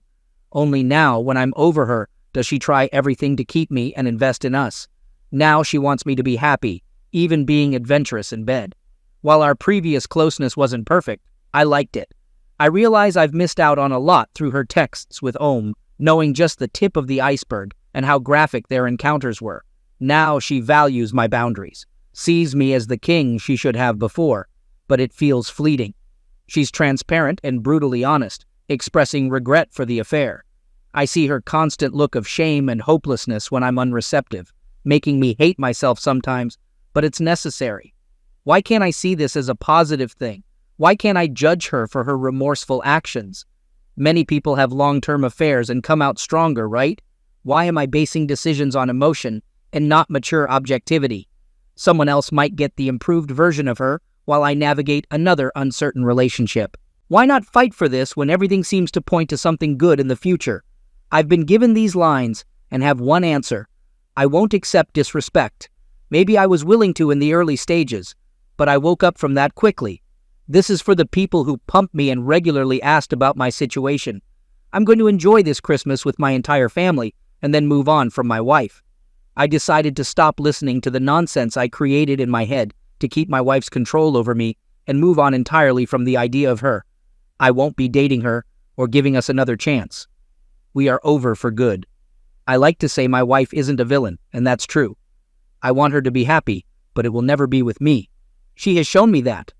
I called the other betrayed spouse today and offered her dinner after the holidays for her support when I hit rock bottom. She said she would love to. I know this doesn't happen often, but we really supported each other throughout all of this, and I owe her thanks. Before people start talking about how much I planned this with the other betrayed spouse, I honestly did not. My emotions have been so screwed up these few years that the very thought of another woman never crossed my mind, and it's dinner, nothing else, unless we both want it. But the closer divorce gets, the more I realize I actually have options. And one option has been right there. What about Ohm? I don't give a flying FK about the dude. I do not think I will marry again, and I will tell this to any woman. Although my divorce hasn't been much of a hassle, I am losing a lot of money. Still, the whole idea of marriage just seems like a sham to me now. Sorry for being so cynical right now. I don't want this post to offend anyone, but I'm still jaded. I gave my best years to this woman, and I'm starting to realize how little I got back. Update. Officially divorced. It's been a long time coming. It's over. My ex and I have officially separated for good. It happened almost 3 weeks ago, and for a few days after, I grieved like I lost a loved one. It hit me extremely hard that my marriage failed so spectacularly. I never cried that hard, ever since I discovered the affair in the first place. I raged a lot too. Definitely one of my lowest points. Everything has been organized for my ex, partially for the kids' sake. She moved out of the house and I'm looking to buy her out of her part of it. She lives in an apartment now, a big downgrade for her which depresses her. She is still going to therapy, still invested in reading and studying infidelity. I don't know exactly why. We've had long talks leading to and after the divorce, minimal physical contact. I know I shouldn't entertain her now, but she's still the mother of my kids, and I want us to be good co-parents. I'm nothing if not logical about the situation, largely thanks to this community and others. Of course, it's the same tune. She wants to reconcile, and I think it's too risky for me to put myself in that situation again. Unfortunately, I'm not in the mood to give her that gift. This past weekend, I accompanied the other betrayed spouse to dinner with no intention other than enjoying each other's company and chatting. We talked about all sorts of things. Things got flirty between us, and I must admit, I was very reluctant to entertain the rapidly changing mood. Well, I guess I should say the night ended in a very passionate way. Sorry for TMI. It was probably the most perfect closeness I've ever had. OBS is very much a giver and spades above my ex. I did not intend for it to go that far, but the other betrayed spouse and I were willing, and I was as well. I learned quite a few more tricks in the sack. It's the first time I ever had someone that enthusiastic to please me, and not the other way around. Guess I shouldn't call her the other betrayed spouse anymore, as she divorced her ex. But for privacy's sake, I'll just use that. I do not think we will take our relationship further. To be honest, I think the hormones and wine got the best of us that night. She would like to, but I am undecided. I need to sort myself out emotionally, and I think she does as well. I feel very good, though. People might not like hearing this, but the closeness I had with the other betrayed spouse really helped a lot with my residual self-esteem issues. I felt desired, alive, and finally understood what I was missing out on. I will never settle for robotic closeness again. What was more satisfying was knowing that I was not cheating and did not lower my morals. All things considered, I'm very proud of how I handled all this crap. I wasn't perfect, but did the best I could. I'm probably coming out very lucky compared to many BHS, even if I did lose a substantial amount of money in this process. But it was because I was willing to absorb advice and listen to people with experience instead of going in blind and hoping for the best. Takeaways: respect yourself. Never tolerate disrespect, even from those closest to you. Everyone deserves a healthy and fulfilling relationship. Don't settle for less from your partner. A committed relationship should have a satisfying closeness life. If your partner isn't putting in effort, especially if they did so before or during an affair, don't accept it. Express your dissatisfaction. If your partner doesn't meet your needs, don't settle for unexciting closeness unless you both agree. It's okay to walk away. Communicate, communicate, communicate. It's incredibly important. If you're betrayed, only you can truly heal yourself. It took me a long time to grasp this. There are more points, but that's all I can think of now. I'll answer comments for a few hours, but after that, I'm done posting here and moving on with my life. Have a good one, everyone. Update. I intentionally avoided anything related to infidelity because I still get triggered now and then. I'm dealing with the trauma and trying to move on without dwelling too much on it. I'm okay. No accidents or disappearing acts. I'm still an IC other betrayed spouse with my girlfriend. She resolved her case with OM regarding child custody and finances maturely instead of seeking revenge. There's some tension among the children, and we've started therapy to help them adjust and understand that our relationship doesn't diminish their importance. It's challenging because not everyone is on board. My daughter X and OM don't like being around each other, and there's tension. My ex wants a second chance, probably upset that the other betrayed spouse is influencing my perspective. I'm genuinely concerned about her behavior. She tried something at a 4th of July party, and though I stopped it, she's persisting. People warned me she might pine for me, and they were right. The other betrayed spouse is letting me handle it, but is also growing weary of my ex. Did I mention my ex strongly dislikes the other betrayed spouse? I thought my ex was changing for the better, but since I left her, she's been a train wreck. It's puzzling. I treated her well and she treated me poorly. But the moment I said, "Forget you," she's desperate for my attention. I don't know if I should be angry about it. Well, there you have it. Y'all can rest easy now. I'm concerned about my daughter. Hello, everyone. I've been searching for helpful resources to navigate my current situation. Check my history for more details, but I'll provide a summary. My ex-wife had a 2-year affair, during which she was emotionally abusive and frequently compared me to her affair partner, OM. Our closeness suffered, and initially, I blamed myself. When I discovered the affair, I eventually decided to divorce her, especially after a weekend when she lied about spending time with OM. I connected with the other betrayed spouse, and together we initiated divorces while ensuring our children were informed in an age-appropriate manner. We've been open with the kids, explaining the separation without details. Despite their understandable reluctance, they handled it as well as could be expected. My ex-wife pushed for reconciliation, but I chose to end the relationship, forgiving her but moving forward. The divorce was financially costly, but not excessively damaging. Soon after the divorce, the other betrayed spouse and I developed a serious relationship, having initially been friends with benefits. Supporting each other post-affair fallout was crucial, and without it, I might have remained with my cheating ex or worse. I regularly talk to my kids, ensuring open communication. My son, age 10, likes the other betrayed spouse, while my 15-year-old daughter is taking more time to adjust. She wants me to be happy, but is cautious about interfering in my relationship. We've discussed healthy relationships and her concerns, and she seems supportive, although she needs time. Our relationship is discreet to avoid overwhelming all the kids, including her 2 daughters. Everyone, including Om, is in therapy. Now, concerning my daughter, the fallout from the affair strained her relationship with her mother. She openly expresses hatred because she believes none of this would have happened if not for her mother's actions. She acts rebelliously toward her mother, rejecting affection and even cursing at her. I've stepped in to enforce respect, but it worries me. The ex-wife is trying to mend their relationship, seeking my assistance despite it being my decision to divorce. I could throw her infidelity in her face, but I choose not to. However, it raises doubts about how I handled the situation. Things I'm worried about. Daughter lacks respect for her mother.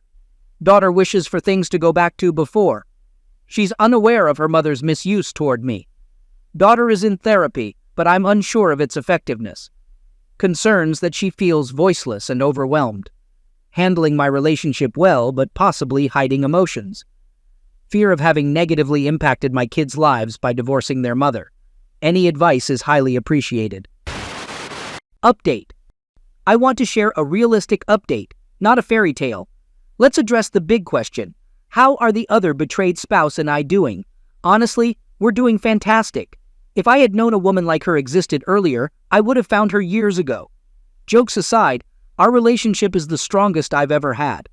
Because my ex-wife put me through so much, I didn't really know what a healthy relationship looked like. I still doubted myself, but the other betrayed spouse has been an amazing partner, helping me through this. I'm genuinely in love with her.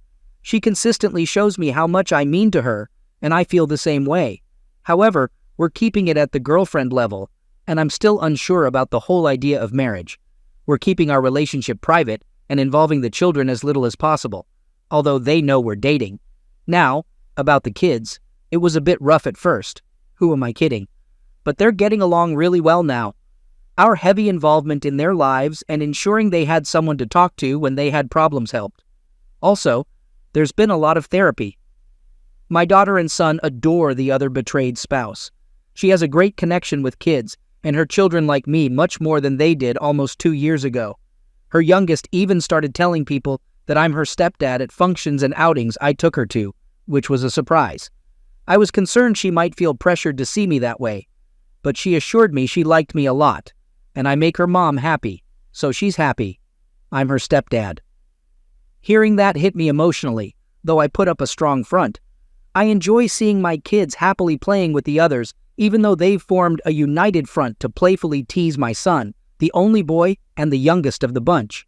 I'm not sure if I should laugh or cringe at that one. So, how about my cheating ex-wife? We are on good terms. She's been working hard to repair her relationship with our daughter, and I was pleased when my daughter said she could find it in her heart to forgive her mother for what she did. They've been through a lot and have made progress together. Despite that, I don't think my ex-wife has fully accepted that we're done as a couple. She seems to be looking for or hinting at a second try. She's been hitting the gym and attending individual therapy. Overall, she seems much healthier now, but I don't really care. I've made peace with the past, and it's her problem for not doing the same. She talks more with the other betrayed spouse, and that's reciprocated. However, the other betrayed spouse regards her with skepticism, which is understandable given everything that's happened. Om is a lost cause. I didn't realize what a mess the guy would be despite all his money. He has a girlfriend now, but his kids despise her and are very open about it. It took me some time to see how full of himself the dude was. To be honest, I don't like his girlfriend either. She comes off as extremely materialistic, selfish, and callous toward the girls. In conclusion, we're doing better than okay. Don't get me wrong, I had doubts about whether this was the right path, but with a lot of effort from everyone involved, it's turning out splendidly. No happily ever after, just genuinely happy now. Story 4. As I grew older, I realized that life would be a journey filled with obstacles and unexpected turns. My father instilled in me the importance of perseverance, a trait that would become essential in the future. Early on, I understood that dedication and unwavering focus could be the key elements separating success from failure. When I started my professional career, these lessons influenced every choice I made, especially when I entered the demanding world of the chemical supply industry. Before long, I was leading teams, balancing family obligations, and managing the demands of a career that required constant energy. I took on these challenges, but they came with hidden costs, particularly when it came to spending time with my family. The balance between my work and home life became a delicate act, especially as new career opportunities brought added responsibilities. One Friday night, I was in my office, reviewing applications from hopeful candidates for upcoming roles in our department. As the regional head of a chemical supply company that specialized in soil enhancers, fertilizers, and weed control products, I knew that our success was closely tied to the farming community we served. With the growing emphasis on sustainable practices, our company prided itself on being a leader, ensuring that our products met the strictest environmental safety standards. 2 members of my office staff were leaving due to their husbands' recent promotions, which meant they would be relocating within the next 3 months. The urgency to find replacements was high. Our sales team covered 8 states in the heart of flyover country, and this year's sales growth had surpassed projections. Kathy, my executive assistant, peeked into my office and said, "Ed, all 8 candidates have confirmed their interview slots for Monday. I'm heading out now, so good night." Every Thursday, I traveled to one of the states in my region to conduct a half-day sales meeting on Friday before heading back home. This meant that Thursday evenings had become my wife's night to go out with her friends. Over the years, this routine had resulted in significant expenses for babysitting.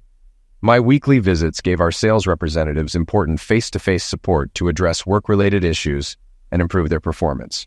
Over time, this approach had proven very effective. In 8 years, I hadn't lost a single team member, which was considered a significant achievement in the company. Today, I managed to return just in time to review a few tasks before heading home. For years, the company had been urging me to give up this part of my role. However, I cherished the time alone, which allowed me to reflect in my own way. With a wife who always had advice to share and 3 kids at home, the peaceful time I spent driving was invaluable. Additionally, it saved our branch the cost of hiring a sales manager. I had consistently kept expenses under budget and intended to keep it that way. With all of our children now in junior and senior high school, and my oldest daughter, my pride and joy, preparing to graduate and start college at Southeast Missouri University in the fall, things were looking good for our family.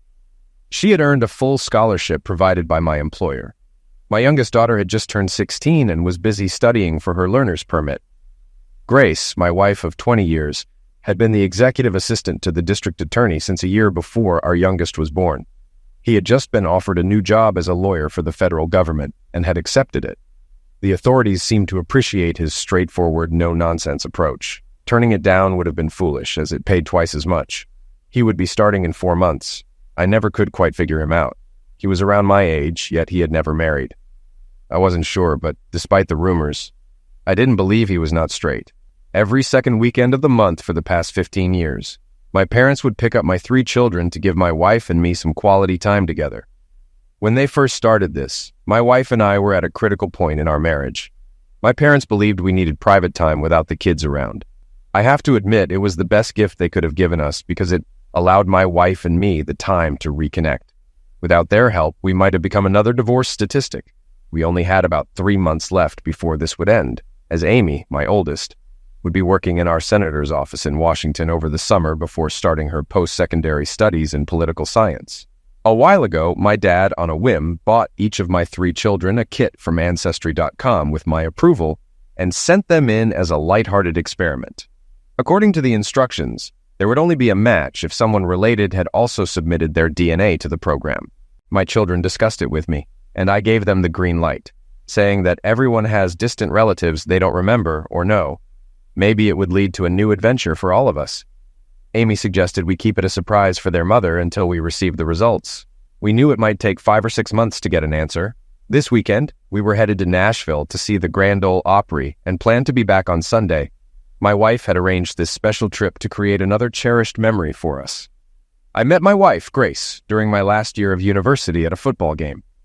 No, I wasn't one of the players on the field.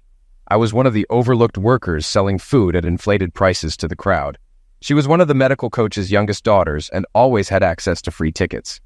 That day, she got into an argument with her date over something trivial that one of them misunderstood. One thing led to another, and I got caught in the middle. She pushed him and stepped aside, and he didn't see her move, hitting me from behind with full force. I tumbled down the concrete steps, my food tray flying. The next thing I knew, I woke up in the hospital with my head bandaged. The doctor told me I had 25 stitches due to a split forehead. Grace must have felt guilty because she visited me every day to make sure I was okay. She met my entire family before I even regained consciousness. I was later told that I had been in a coma for nearly a week due to internal injuries. As my vision began to clear, I saw an unfamiliar woman standing before me, radiant like a goddess. At first, I thought I had arrived at the gates of heaven and that she was my guardian angel. Then, I recognized my girlfriend, Esmeralda, standing beside her, looking unimpressed by the vision next to her. I closed my eyes and drifted back to sleep, hoping that when I woke up, Esmeralda would be gone and that this was just a dream. When I awoke, the scene was still the same, but Esmeralda was no longer there. She had decided to move on and find someone new to shower her with affection. It felt like my prayer had been answered. Grace stayed by my side, asking for nothing as I slowly rebuilt my life. I never asked for it, but we ended up dating. One thing led to another, and after graduation, I went into sales, and she secured her first job as an executive assistant. During a family gathering, her little cousin asked why she wasn't married yet, and she replied, "Because Ed hasn't asked me." 3 months later, I stood at the altar watching Grace walk toward me like a goddess. She was 5'8" with long blonde hair, deep blue, almost black eyes, and a figure that turned heads. We got married, but by our 5th year, we had reached a point where we were both ready to walk away. To this day, I don't understand what drove us apart, nor did she, as far as I knew. We had just left Lambert's on our way home. To me, it was a restaurant surviving on its reputation. The main attraction was the servers tossing large buns across the room for customers to catch, but the rest of the food was outdated and overcooked. We stopped there because it reminded my wife of her mother's home cooking. That's all I need to say. Out of the blue, my wife reached over and turned off the sound system. This move meant she had something serious to discuss. I reached into my jacket pocket and turned on my voice recorder, a habit I had when I wanted to document private conversations that might need verification later. "Ed," my wife Grace asked, "have you ever thought about having an affair?" My first thought was, where is this coming from? My next was, why is she asking this? Was she having one, or did she know someone who was? Why did she feel it was important to bring this up now? I pushed these questions aside before speaking. "Grace, let's be honest," I said. "Everyone has thought about having an affair at some point. The better question is, have I ever acted on it?" And the answer is no. "Why not?" she asked. "Because when I said my vows on our wedding day," I said, "they meant something to me, and they still do." "With society's changing views," Grace said, "marriage vows don't hold the same value they once did. I think you should let go of that mindset and consider finding a female companion you're compatible with. If guilt is what holds you back, think of this as my permission. You have my unconditional blessing to go ahead. It might even help you appreciate our relationship more and deepen your understanding of who we are together. That way you can experience the full value and joy of a relationship with someone else without any burden of guilt." I had an issue with her new perspective because it implied that using others for personal pleasure and gain was acceptable to her. For me, it wasn't. This was a side of her I had never seen, and it made me reconsider things significantly. "Answer me this, my loving wife," I said. "Why is it so important for you that I have an open affair with your approval? Have I done something so awful that you are looking for an excuse to end our marriage?" After 5 minutes of silence, I turned the sound system back on. Her lack of response spoke volumes. Grace always had an answer for everything, but now she was silent. I wondered why. I now believed there was definitely a reason my wife wanted me to have an affair. But what was it? Regardless of the reason, I was convinced that something was seriously wrong in our life. I knew I needed to find out what. I drove for another hour, and we were about 40 miles from home when I saw her reach over and turn off the sound again. I reached into my jacket and turned the recorder back on. "I'm sorry, Ed," Grace said. "I guess I've been reading too many Harlequin romance novels. Those ideas must have come out of nowhere." With that, she turned the sound system back on, thinking that was the end of the conversation. The problem was that our 3 kids and I all knew she disliked those books because they had been her mother's favorite. Grace had always called them trashy and considered herself above them. Whenever her mother passed the latest ones to her, Grace brought them home and threw them away. As I drove the last 40 miles, I realized the only thing I didn't know much about was her Thursday night outings with her friends. It had never seemed important enough to worry about. On the rare occasions I was home, she gladly adjusted her plans to stay in with me. Until now, I had no reason to question those nights because I trusted her completely. But after our conversation, I now had a reason to wonder what those girls' nights out were really about. Was she bar hopping with her friends and possibly forming questionable connections, even one-night stands? By the time we got home, I knew I had to find out what was going on during her nights out. We pulled into the driveway just as my parents arrived with our kids. Once inside, I made my parents a rye and Coke while they told me about their weekend with the kids. For my parents, spending quality time with their grandchildren was priceless. They believed the grandchildren kept them young and updated. Each activity was tailored to what the kids wanted, exposing my parents to new cultural experiences. They stayed for about an hour before heading home. I walked them to their car. "Ed," my dad said quietly, "when would be a good time for us to drop by your office tomorrow for a private chat?" "I have job interviews all day," I replied. "How about around 3 o'clock? Whatever it is, I'm here for you." "It's not about your mom and me," my dad whispered. "It's something involving your wife and her youngest daughter. I shouldn't say more, as she's watching us."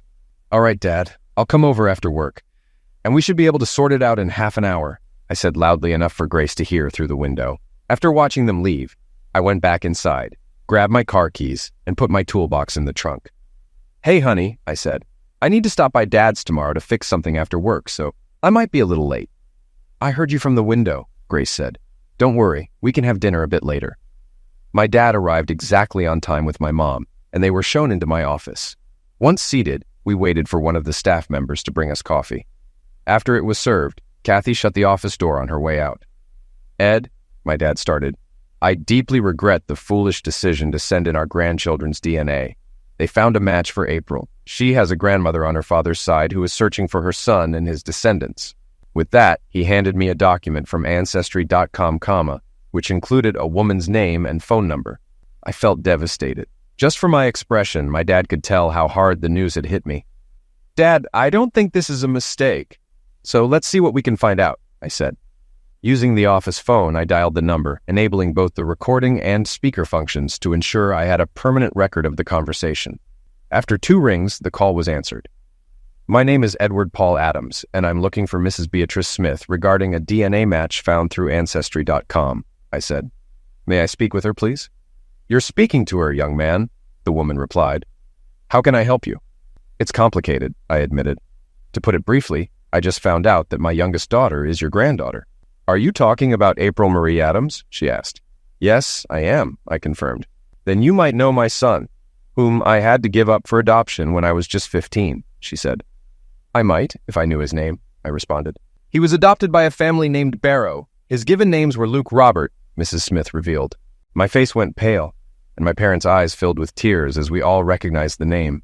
Her candid statement had just turned into a nightmare for me. "He's alive and well," I said. "He's currently the district attorney here in Cape Girardeau County, Missouri. He's also my wife's boss. I think I now understand why he never married." "He's my only child," she said. "I have stage 4 lung cancer and don't have much time left. Would you let April visit me before I pass? If needed, I'm willing to pay for her ticket. I'd like to meet her so I can ensure she receives my estate. Mrs. Smith, given the circumstances, I'll have you coordinate with my parents. Since you're only 1 state away, they can take her on a special weekend trip so you can meet her," I said. "I don't think I'd let my daughter make this trip alone. Is there anything else you need from me?" "Have a notary prepare a statement allowing my lawyer to conduct a DNA test," Mrs. Smith said. "Because of the value of April's inheritance, he'll need confirmation before changing my will." "No problem. I'll hand this call over to my dad now," I said. "He can handle the arrangements and get directions." I stood up, left my office, and handed Kathy my personal recorder. "Get this conversation and the phone call that's still recording transcribed and notarized. I'll need them ready for divorce court." "Do you want me to prepare the authorization for the DNA test as well?" Kathy asked. Kathy was sharp and knew that when I turned on the recorder, she was to discreetly listen in. This method had helped resolve many issues in the past. "Yes," I said, "but we need to keep it quiet for a few weeks. I need to find out what my soon-to-be ex-wife has been doing on her Thursday nights." I stepped into my assistant's office and said, "David, I need to speak with you and your wife as soon as possible. I'll need both of your cooperation for a personal matter." David looked at me and immediately knew that whatever I needed was serious. "She should be finishing her dispatching shift soon," David said. "I'll text her to come over right away." I returned to my office and we finalized the plan. Using the house key they had for my place, they would pack clothes for April and head out next Friday. I would have her taken out of school and dropped off at their house by 10 o'clock. I was seeing my parents out when David's wife arrived. I asked her to go into his office and I joined them shortly after. Thanks to modern technology, Kathy had already transcribed and prepared copies. I handed a copy to David and Cheryl and suggested they start by reading the conversation between my wife and me. I also gave Kathy the document my dad had given me so she could make photocopies for my lawyer's file, which we were now assembling, and asked her to find the best attorney for the situation. Both Cheryl and David had known my wife and me for years, and they were visibly shaken by what they had just learned. Cheryl and Grace had grown up as neighbors. Although they weren't particularly close, they knew each other well. The reality of today's revelations shocked Cheryl. "Do you think it's possible they're still involved after all this time?" Cheryl asked. "Or could it have been a situation where they got caught up in something and later regretted it?" "I'm not sure, but I'll need both of your help to find out," I said. "For the next few weeks, David, I need you to take my company car on the sales trips. Cheryl, I'll need to drive your car since no one will recognize it. This means you'll need to drive David's car. I'll inform the company that this is part of your cross-training, David, so you'll be doing this for the next 3 months. You're planning to follow your wife on Thursday nights and document what you find," David said. "She'll still believe you're away on your usual trips." My gut tells me this is still happening. "Because why else would she suddenly suggest that I have an affair with her approval?" I said. "If Barrow wasn't changing jobs, nothing would have shifted. I think Grace may be planning to move with Luke Robert Barrow when he starts working in St. Louis. If she can prove I had an affair, it would justify her filing for divorce." "Wow," Cheryl said. "I can absolutely see Grace doing something like that. In today's world, it's common to accuse someone of something you've already done yourself. It's an effective way to divert attention from your own actions. Ed, if you find evidence on one of those Thursday nights," Cheryl said, "call me, and I'll have dispatch send a couple of officers to visit her and her lover, saying you've been in a car accident. That way, I can get you a detailed police report about their state of dress or undress and where they were found. Some officers would love to get some payback on the district attorney for how he's treated them in the past." Kathy stepped in and said, "Dale Allen Britton left the district attorney's office 4 months ago because he couldn't work for him anymore. He started his own practice. I faxed him everything we've gathered so far, and he's waiting for you. You should go." "Ed, send my love and best wishes to Dale," Cheryl said. "Tell him we still miss him." I headed out to meet the man now preparing to go to the Supreme Court over the woman's right-to-life case regarding Roe v. Wade. His unique approach to the law had been turning everything he touched on its head. Things started to come into focus. Grace and I began having issues in our marriage right after she started working for Luke Barrow. That was around the time I was promoted to sales manager and began my 24-hour turnaround trips for sales meetings. If they were still involved every Thursday night, I'd unknowingly been the fool for over 15 years. They must have been laughing behind my back. Now, the expensive Christmas and birthday gifts from Luke to Grace made sense. Dale was waiting when I arrived. Cheryl had already informed him about our plans. Dale even handed me a key to Luke Barrow's house and the code to override the alarm system if needed. He also gave me a slip of paper with a phone number, explaining it belonged to someone who could provide services at a reasonable cost. He mentioned that he had already contacted them, and they were expecting my call. He shared that his background on the streets meant he still had the right connections to make things happen.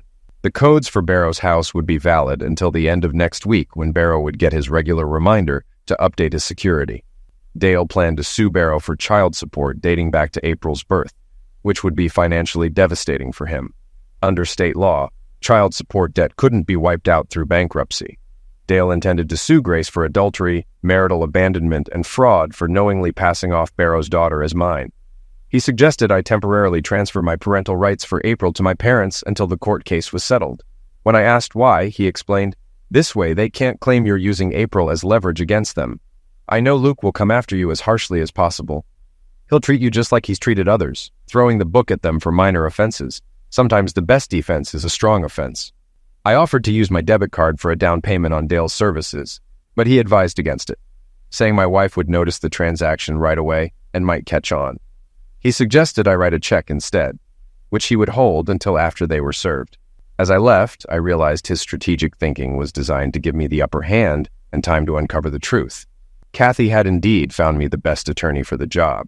I also sensed that Dale had his own reasons for targeting Luke Barrow as fiercely as he was. Both Grace and Luke were about to face a storm they could never have anticipated. Dale Britton had effectively set his own plan in motion. I signed all the necessary documents so that my parents would have temporary parental rights over April starting Friday, and gave them a copy. Once Dale and I explained everything to them, they agreed it made sense. I was waiting for Cheryl to arrive in her old 2002 Ford Taurus. David had already left for his first sales trip, and Cheryl would leave her car with me and drive David's home. My oldest had informed me that their mother wouldn't be home for dinner, as she planned to meet her friends after work. As soon as Cheryl arrived, we made the switch, and I loaded my suitcase into the trunk. "Ed," Cheryl said, "dispatch and all the officers are on board. Just tell me where." "Thanks," I replied. "Dale said to call him when we're ready so he can serve them personally." "I'm curious why Dale is so eager to take down Luke Barrow." "For Dale, it's about principle," Cheryl explained. "Luke doesn't stand behind his word." It was interesting to watch Grace and Luke leave separately, only to meet at Charlie's Bar and Grill for a steak dinner. Afterward, they parted ways temporarily. I positioned myself near Luke Barrow's house and waited. Dale's connections, now my team, were prepared, and I had a clear view of Luke's home. Grace arrived first. She entered the code to disable the alarm and used her key to unlock the door. We filmed her just long enough to confirm her entrance. About 10 minutes later, Luke drove up, and Grace opened the door for him. Her blouse was fully unbuttoned, and she wasn't wearing a bra, revealing her cleavage. Luke embraced Grace and gave her a deep kiss, his hands moving to touch her chest. I stopped recording as they closed the door. 6 of the 8 rooms in Luke's house were wired with video and audio. We were using the neighbor's house as a base, thanks to their son, who was serving time and agreed to let us use the space. Everything happening in Barrow's house was being streamed live to any Facebook pages they were associated with. We learned they had a team following my car, expecting that I would take the bait and look for a new romantic interest. Grace knew my schedule well, so they had planted a woman who matched my type. I texted Cheryl about what I had overheard. She called David to inform him that he was being watched. Being a former Marine, David took immediate action and safely drove off the road at 10 p.m., calling for a tow truck afterward. David reported the accident to Cheryl, who then texted me. I gave the go-ahead and provided the address. While waiting, I went to Barrow's house and removed the valves from their car tires, ensuring they couldn't leave or clean up their mess anytime soon. Soon, police officers arrived, lights flashing, and knocked on the door, asking for Grace Adams. Luke tried to deny her presence until the officers pointed out that her car was in the driveway. Grace finally appeared at the door, wrapped only in a bedsheet. "Mrs. Grace Adams, your husband Edward Paul's car was involved in a motor vehicle accident just outside Little Rock, Arkansas. Your parents suggested we check for you here when you couldn't be reached." I felt a sense of satisfaction watching Grace's face turn pale. The police officer had intentionally misled her to make both her and Luke uncomfortable. Once the officers left, I followed their car at a short distance.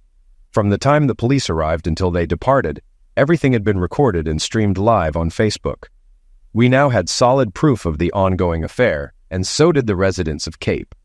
Around midnight, my oldest daughter Amy called and said, "Dad, Mom isn't home yet and my calls are going to voicemail. I'm worried she's never this late. What should I do?" "Call Luke Barrow's cell and ask him to put your mother on the line," I said, texting her his number. "What does her boss have to do with this?" Amy asked. "He's been her Thursday night boyfriend for over 16 years, I replied. I hung up and sent Amy a clip from a burner phone showing Grace in a bedsheet speaking to the police, while Luke stood nearby in just pajama bottoms. 10 minutes later, Amy called back and said, "Mom's phone suddenly started working. She called and said she's on Lower East Broadway with 4 flat tires." I knew she was lying and said that couldn't be true because it's nowhere near Luke Barrow's place. She insisted she was telling the truth. So I told her I saw the video of her and her lover talking to the police. She asked, "What clip?" So I sent it to her. Mom couldn't explain why she was wrapped in a bedsheet. "I don't think she'll be home for a while, but could you do me a favor and open the front door?" I asked. As I got out of the car, Amy spotted me. She watched as I took my suitcase from the trunk and walked toward her. Just as I set the suitcase down, my phone rang. It was Dale Allen Britton. I answered and put the call on speaker. "Ed, I just served them both at his house," Dale said. "Your wife and her lover are now barred from coming within 500 feet of you or any of your children." I'll notify the Cape Police Department before heading home. Don't talk to her at all, Dale advised. If she shows up, even to collect her belongings, call the police. Understood, and so does my oldest daughter, I said. Thanks, Dale. Amy, could you open the garage so I can park Cheryl's car inside? I asked. I'm supposed to be in Little Rock. We did just that. Dad, is that why the locksmith came around 6 to change the locks? Amy asked. Yes, it was a last-minute decision, I replied. Kathy arranged it when it became clear that things would unfold as planned. What started all this? Amy asked. The DNA test your grandfather sent to Ancestry.com, I said. They found a match for April. He told me about it at work on Monday. When I contacted the woman, we learned that your mother's boss is her son, whom she gave up for adoption when she was 15. Amy broke down, and I held her until she calmed down. We dimmed the lights and went into the kitchen to talk quietly. I turned on my voice recorder and played the conversation her mother and I had on the drive back from Nashville. Hearing her mother's words in her own voice was eye-opening. Why would Mom want you to have an affair, Dad? Amy asked. To lessen the impact of her own if it was ever discovered, I said. It's ironic that her suggestion is what led to the truth coming out. A soft knock at the door interrupted us. Since I wasn't supposed to be home, Amy answered. It was a police officer who informed us that they had stopped a taxi with Grace in it and told her she would be violating a court order if she went any further. My oldest daughter and I spent the night discussing everything. We both came to the conclusion that Grace should have been a writer, given how many stories she'd told about her girls' nights out. I still can't believe Mom has had an ongoing affair with the same man for over 16 years, Amy said. How did we not see it? It was simple, I replied. You kids were young, and I was always traveling as the sales manager with weekly meetings in different states. I trusted her and our relationship enough to not question her having a night out with friends. We all trusted her, Amy said. That's why we were blind to what was happening behind the scenes. I sat there in shock. Until Amy said it, I hadn't realized it.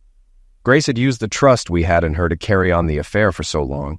Amy saw the tears in my eyes and said, That's what hurts the most. It's not the affair or the lies. It's realizing that she used our trust as a tool to keep the only relationship that really mattered to her.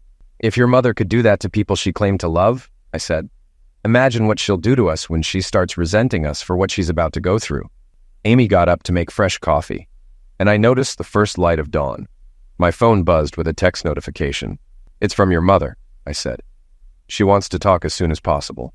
Says there's an issue with our oldest that needs discussing before I get back from my trip. How are you going to respond? Amy asked, worried. Don't worry, be happy. You and Luke can still laugh about the big doofus behind my back, I said as I typed. You can still move to St. Louis with Luke Barrow as you planned all along, just not with the kids. Amy looked at me, shocked. Your mother didn't need me anymore, I said. I had served my purpose. She wanted me to start an affair so she could use it against me in divorce court. She never imagined she'd get caught after all this time. It must have been hard for Amy to hear what I texted her mother. Most people can't face raw truth. They lash out at whoever reveals it. But over time, acceptance comes. I took Amy into my arms as she started to cry again. We managed to calm her down just as we heard Eric and April waking up. I turned on the kitchen TV to KVOS 12 to watch the morning news, as I usually did. Before long, they joined us for breakfast, surprised to see me home. We were all taken aback when my wife's image appeared on the screen. My son turned up the volume out of curiosity. My heart sank for my kids when I heard Luke and Grace talking about me. Grace said plainly, "The doofus is such a moron, he's blind to everything happening around him." Their mother then made a sarcastic comment about me that made them both burst into laughter. Then the reporter spoke. "I don't think they're laughing anymore," he said. After 5 hours of live streaming their long-term affair on Facebook, their plan to set Edward Adams up with a professional escort so Grace could divorce him and take everything has completely backfired. The next scene showed Dale serving both Grace and Luke with lawsuits. The news reporter detailed the nature of the lawsuits. April ran to me and sat on my lap, sobbing. It was a devastating way for a 16-year-old to find out that her father wasn't her biological father, but rather her mother's long-term lover was. Eric summed it up when he said, "If you're just a joke to Mom, what does that make the rest of us?" After April calmed down, Amy and I explained everything that had happened since their mother and I began our return from Nashville. I called their school to excuse them from classes on Friday and Monday, allowing time to process and handle their emotions. We were about to start breakfast when April said, "Dad, the police chief is on TV." We turned the volume up. The announcement confirmed that both Grace Adams and District Attorney Luke Barrow were now under a criminal investigation. A special task force from across the county had been assembled to lead the case. I thought to myself that when someone's behavior becomes public knowledge, society often reacts harshly, despite privately tolerating similar actions. Hypocrisy is woven into our everyday lives. After breakfast and tidying up, I had my 3 children sit down at the table. I showed them each a copy of the letter my dad had received. April, my parents are going to take you to meet your biological father's mother. She's dying of cancer and has asked to see you. There's a significant reason for this, but I think it's best that she explains it herself. To me, you are and will always be my daughter. If you have any questions, ask your grandparents. Amy, could you help your sister pack for the weekend while I call my parents? I asked. As the girls left, my son said, "How are you holding up, Dad?" "I'm not," I admitted. "I'm fighting every moment to stay in control. Remember, if you ever go through something like this, as a father, you have to stay strong for everyone else." I called my parents and explained the situation. They said they'd come over as soon as they finished packing the car and had about an hour before their flight. I didn't realize it then, but at that moment, my relationship with my son changed for the better, forever. The 3 of us watched as the daughter I had raised left with my parents to meet her biological grandmother for the first time. I prayed it would go well and that she would return feeling the same about me. At the district attorney's office, the atmosphere was grim. Grace had gone out to buy new clothes after her car had been towed and the tire valves replaced. Luke Barrow was reading the lawsuit against him. Although there wasn't a direct DNA sample, the biological evidence was linked in a way that left no doubt about his paternity. Everyone in the office now knew about their relationship and the long-standing affair, as well as the hidden truth of April Adams's parentage. It was turning into a political disaster. The legal definition of fraud had expanded over time to include failing to disclose relevant facts, and Dale was suing both Grace and Luke for that in a civil case. It was becoming clearer that they had been deceiving Ed for years. Every lawyer Luke contacted confirmed that Ed Adams and Dale Britton were likely to win. None of them wanted to be involved, as many had already heard about Dale's reputation as a formidable opponent. They pointed out that typical defense strategies rely on presenting facts in a pattern that could be argued, but with Dale, many found themselves defenseless by the time he finished his case. The Facebook exposure of Grace and Luke's behavior, along with their open admission of plotting to ruin an honest man to take his assets and live together, might not have meant much on its own. However, given Luke's status in the community, it had become front-page news. Grace had just left her favorite store, known for its high quality and unique clothing. She was shocked when a woman approached her, asking if she was out of her mind for not realizing things would end badly.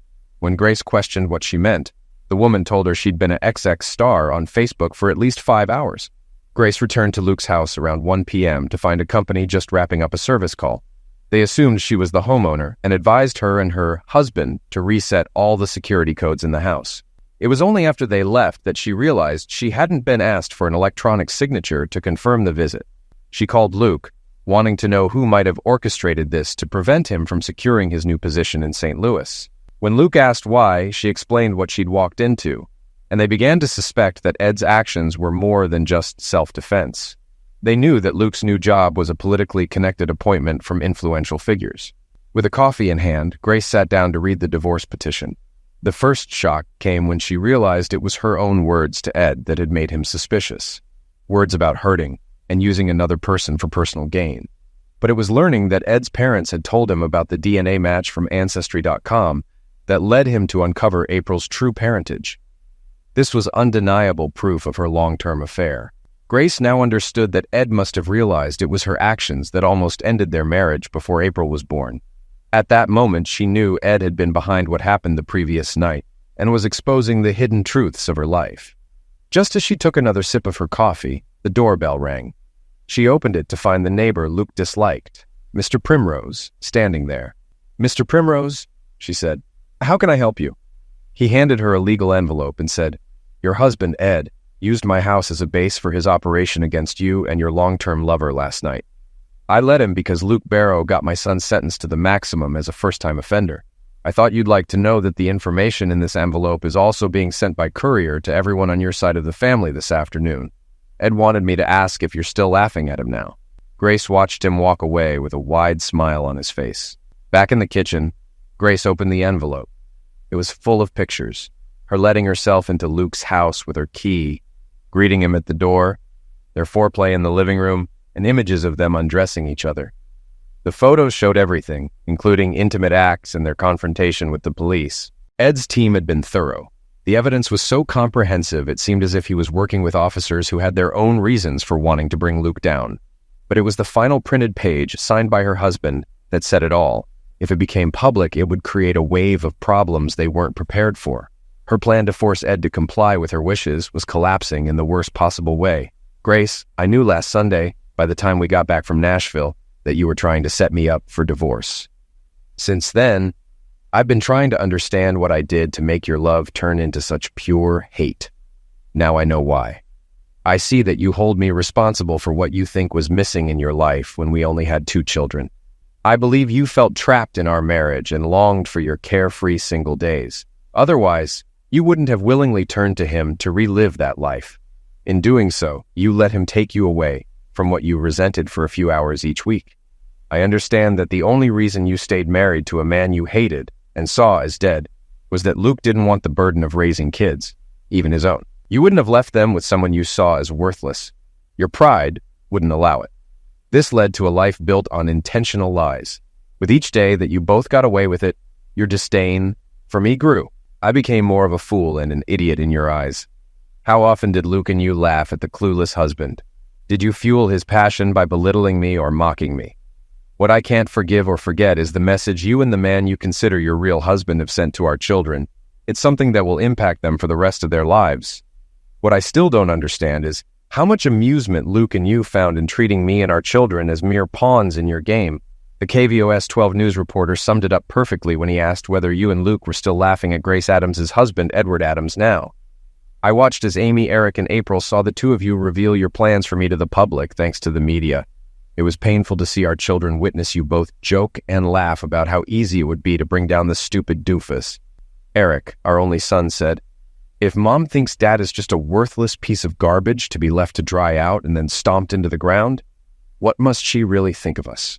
I haven't asked them what kind of relationship they want to have with you moving forward. For now, it seems non-existent. The contempt and disgust you and Luke showed for me have caused that. At least you can find comfort in knowing you've succeeded in leaving me with the reputation of a hapless fool for the rest of my life. Maybe tonight, the 2 of you can toast to that victory. Grace's hands trembled so much that she dropped the paper. She came across as spiteful, bitter, hateful, and cruel, showing no concern for her kids, husband, or anyone else. The only thing she seemed to care about was herself and fulfilling her own desires. Then her sobs broke the silence in the room. Ed had an uncanny ability to dismantle someone's reputation without directly condemning them. No one who read his words could deny the accuracy of his observations about her actions. To Ed, everything she did appeared to be about maintaining her lifestyle rather than love. He must have realized that Luke was the one pressuring her to leave him and the children before she became pregnant with April. Luke's new job had pushed them to accelerate their long-term plans. Originally, they intended to wait until April graduated high school, when her true parentage could be revealed without significant fallout. Ed's letter effectively demonstrated that it was their own actions that proved his words true, and she was no longer laughing now. Ed believed that their disdain for him was why they were trying to ruin him completely. Without explicitly saying so, it was a declaration of war. If he was going down, he would make sure they did too. Grace picked up the divorce petition and continued reading. It was devastating. One of the lawsuits against them was for fraud due to hiding April's true parentage. She was also being accused of emotional and mental abandonment, adultery, and slander. The financial damages being sought in the fraud case made her feel sick. If Ed won, both she and Luke would be financially ruined for a very long time. Ed and his lawyer were proving that he could no longer be treated as the fool they thought he was. Saturday was chaotic for my 2 oldest and me. From early morning until about 4 in the afternoon, family members stopped by. Grace's parents, her 2 brothers, 1 sister, and their spouses came to show their support, each bringing a favorite dish to ensure we had food. Even my brother and sister traveled from out of town to check on me. We were surrounded by love and support. Everyone found it hard to grasp how Grace had managed to deceive them for so long. They all agreed that the evidence from social media clearly showed she was trying to destroy me out of spite. My father-in-law and I took a cold beer and stepped out onto the back deck for a moment. "Edward, let it go," he said. "Cora is inside to give you some privacy and will keep everyone away until you've calmed down." He stayed with me until I felt more composed. "Cora and I plan to change our will," he said. What would have been Grace's share will be split among your 3 children. She's our daughter, but I can't forgive her for what she's become. We had just finished clearing the house when my father called. April met the lady, he said. There's definitely a family resemblance. The meeting went well. Mrs. Smith was interested in your family's situation and got April to open up about her feelings. It was good to see because she had been holding it all in. The lawyer took the blood sample he needed and then pulled me aside for a private conversation, my dad said. He asked about Luke Barrow, and I shared what we knew. I found out that Luke's real father is serving a life sentence for killing his lover's husband. Luke would have inherited his biological mother's estate if April hadn't come into her life. Don't worry, Dad, I said. Dale Britton has a court order preventing him from coming within 500 feet of any of us. It's been a busy day here, with a lot of family from both sides coming by to show their support. We're staying at Mrs. Smith's estate as her guests. Your mother feels honored by the warm reception, Dad explained. April is with Mrs. Smith now. We both like her. Her lawyer mentioned it's been a long time since he's seen the grand old lady smile. Hold on, I'm going to pass the phone to your mom. Ed, I had some time alone to speak with Beatrice. She asked what kind of son you were, so I shared stories about your life, trying to be as honest as possible. We discussed the events of the past week in detail. She mentioned that you left it to her to explain to April why she wanted to meet. She said it had been a long time since a stranger showed her that much respect, and thanked us for handling the estate matter delicately, my mom said. Her plan is to leave everything in a trust for April, managed by you until she turns 25. Text me when you leave so I can be home when you arrive, I said before hanging up. I texted April. We're all missing you and sending our love. Dad. We finally had a moment to tidy up before David and Cheryl arrived with my car. I apologized for not returning it sooner.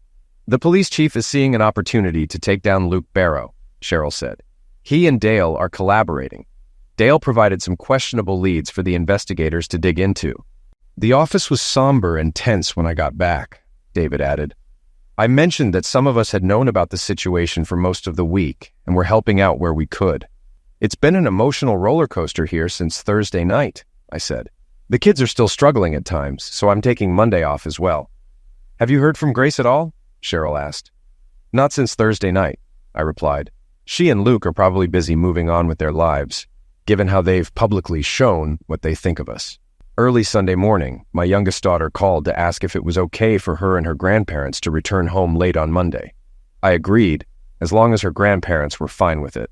She thanked me for insisting that she go. I asked her why. April said, Mrs. Smith helped me accept that it wasn't my fault that my mom's affair brought me into the world. She made it clear, Dad, that we're all innocent victims and don't deserve the consequences of her son's and my mom's actions. I love you, Daddy, she said before ending the call. Amy, Eric, and I watched as my mom and dad pulled into the driveway on Monday evening. They looked exhausted and stressed. As soon as April got out of the car, she ran straight into my arms. I had to admit, it felt good to have my youngest daughter home again. My dad opened the trunk and brought in her suitcase, which Eric promptly took to her room. April, Amy, and Eric went into the family room so April could share stories about meeting her new grandmother, giving my parents and me a moment to catch up. We headed to the kitchen, and as I made a fresh pot of coffee, my parents shared their impressions of Mrs. Beatrice Smith. She was at peace when we left, my dad said. It was as if she had reached the point where she was ready to accept her passing. Meeting April and receiving her acceptance meant a lot to her. My mom pulled a legal-sized envelope from her purse and handed it to me, explaining, "This was given to me by her lawyer, as per Beatrice's instructions." I opened the envelope and found a letter and a check for $50,000. The letter was brief and sincere. The grand lady expressed her gratitude for granting her request. She noted that she had already outlived her expected time before I reached out to her. The DNA had confirmed the connection, and she described April as a beautiful young woman who had been raised well. She advised me to use the funds to help navigate the difficult period ahead and to stay true to my values. I let my parents read the letter. It was hard to fathom that we had helped fulfill someone's dying wish. Over coffee, I shared everything that had happened while they were away. I told them I felt the worst was behind us emotionally and that we would return to our normal routine starting the next day. The rest of the week went as smoothly as could be expected. Grace tried contacting each of the kids by phone, but was essentially told not to call again. The corporate head office was thrilled that I was no longer running the sales meetings and began searching for a new sales manager for the first time in 10 years. One day, I was in my office reviewing monthly sales figures when Kathy popped her head in and said, "The news is blown up." I looked up and asked, "What now?" "I got an email saying your last letter to Grace was posted online on the Southeastern Missouri newspaper's website." I checked the site and found it under the Speak Out section. Kathy stood behind me and read over my shoulder. By the time she finished, she was in tears. "I wrote it when I was emotionally raw," I explained. "Maybe I was too harsh." "No, Ed," Kathy said. "You just stated what her long-term behavior showed in an honest and direct way. Either one of them could have ended it and told the truth. Luke got the benefits of a long-term relationship without paying the price." "Exactly," I said. "It's rare for society to see the true impact of someone's actions on their family in such a public way," Kathy said. "For those of us who have been through divorce, it's a stark reminder of the pain and suffering we endured before moving forward." "Look at the last comment," I said, reading it aloud. "As a feminist for most of my life, I have advocated for equality and empowerment. What this woman and her lover did to her husband and children has cast a lasting shadow on our movement." Grace and Luke were at Charlie's Bar and Grill for dinner. Normally, the place would be packed on a Friday night, but tonight there were only empty tables around them. When they asked the waitress why, she explained, "We have people waiting who don't want to be seen sitting near you two. I think it's because most have read your husband's last letter to you, Mrs. Adams, on the Southeast Missourian newspaper's website." Realizing the situation, Grace and Luke quickly asked for the bill and left, knowing they would need to avoid public places for a while. Both were coming to terms with the fact that their actions had drastically changed their world. As they walked out, Grace noticed her parents at a table waiting for their meal. She approached them, with Luke following behind. When she spoke, her father looked up and said, "Mr. Barrow, I suggest you take your mistress and leave, so my wife and I can eat in peace." Grace left the restaurant in tears, finally understanding that once you go too far, there's no turning back. She realized she would have to live with the consequences of her and Luke's actions. Back at Luke's place, they looked up the comments on the website and saw firsthand the public's intense disapproval and disdain for them. 3 months later, I sat in the passenger seat of my car watching April drive. We were on our way to Wichita, Kansas, after learning that her grandmother, Beatrice, had passed away. We were headed to the airport to catch a private plane arranged by the estate.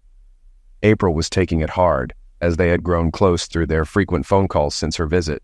Amy and Eric had been a huge support, and as a result, the four of us were growing closer as a family. Both of them were encouraging me to start dating again, but I was hesitant. Once burned, twice shy. Luke and Grace had moved to St. Louis.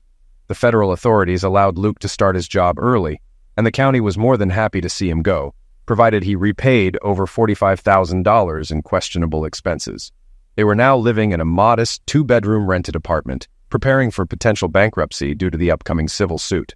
Under Missouri bankruptcy laws, they could only retain up to $10,000 each in equity. Our divorce was settled according to state law.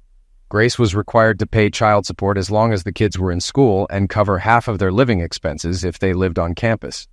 The civil trial for fraud was set to start in 2 weeks. My kids still refused to speak to their mother, as did her side of the family. Grace had learned the hard way that people will only tolerate so much before walking away for good. April had endured a state-arranged meeting with her biological father. It did not go well for him.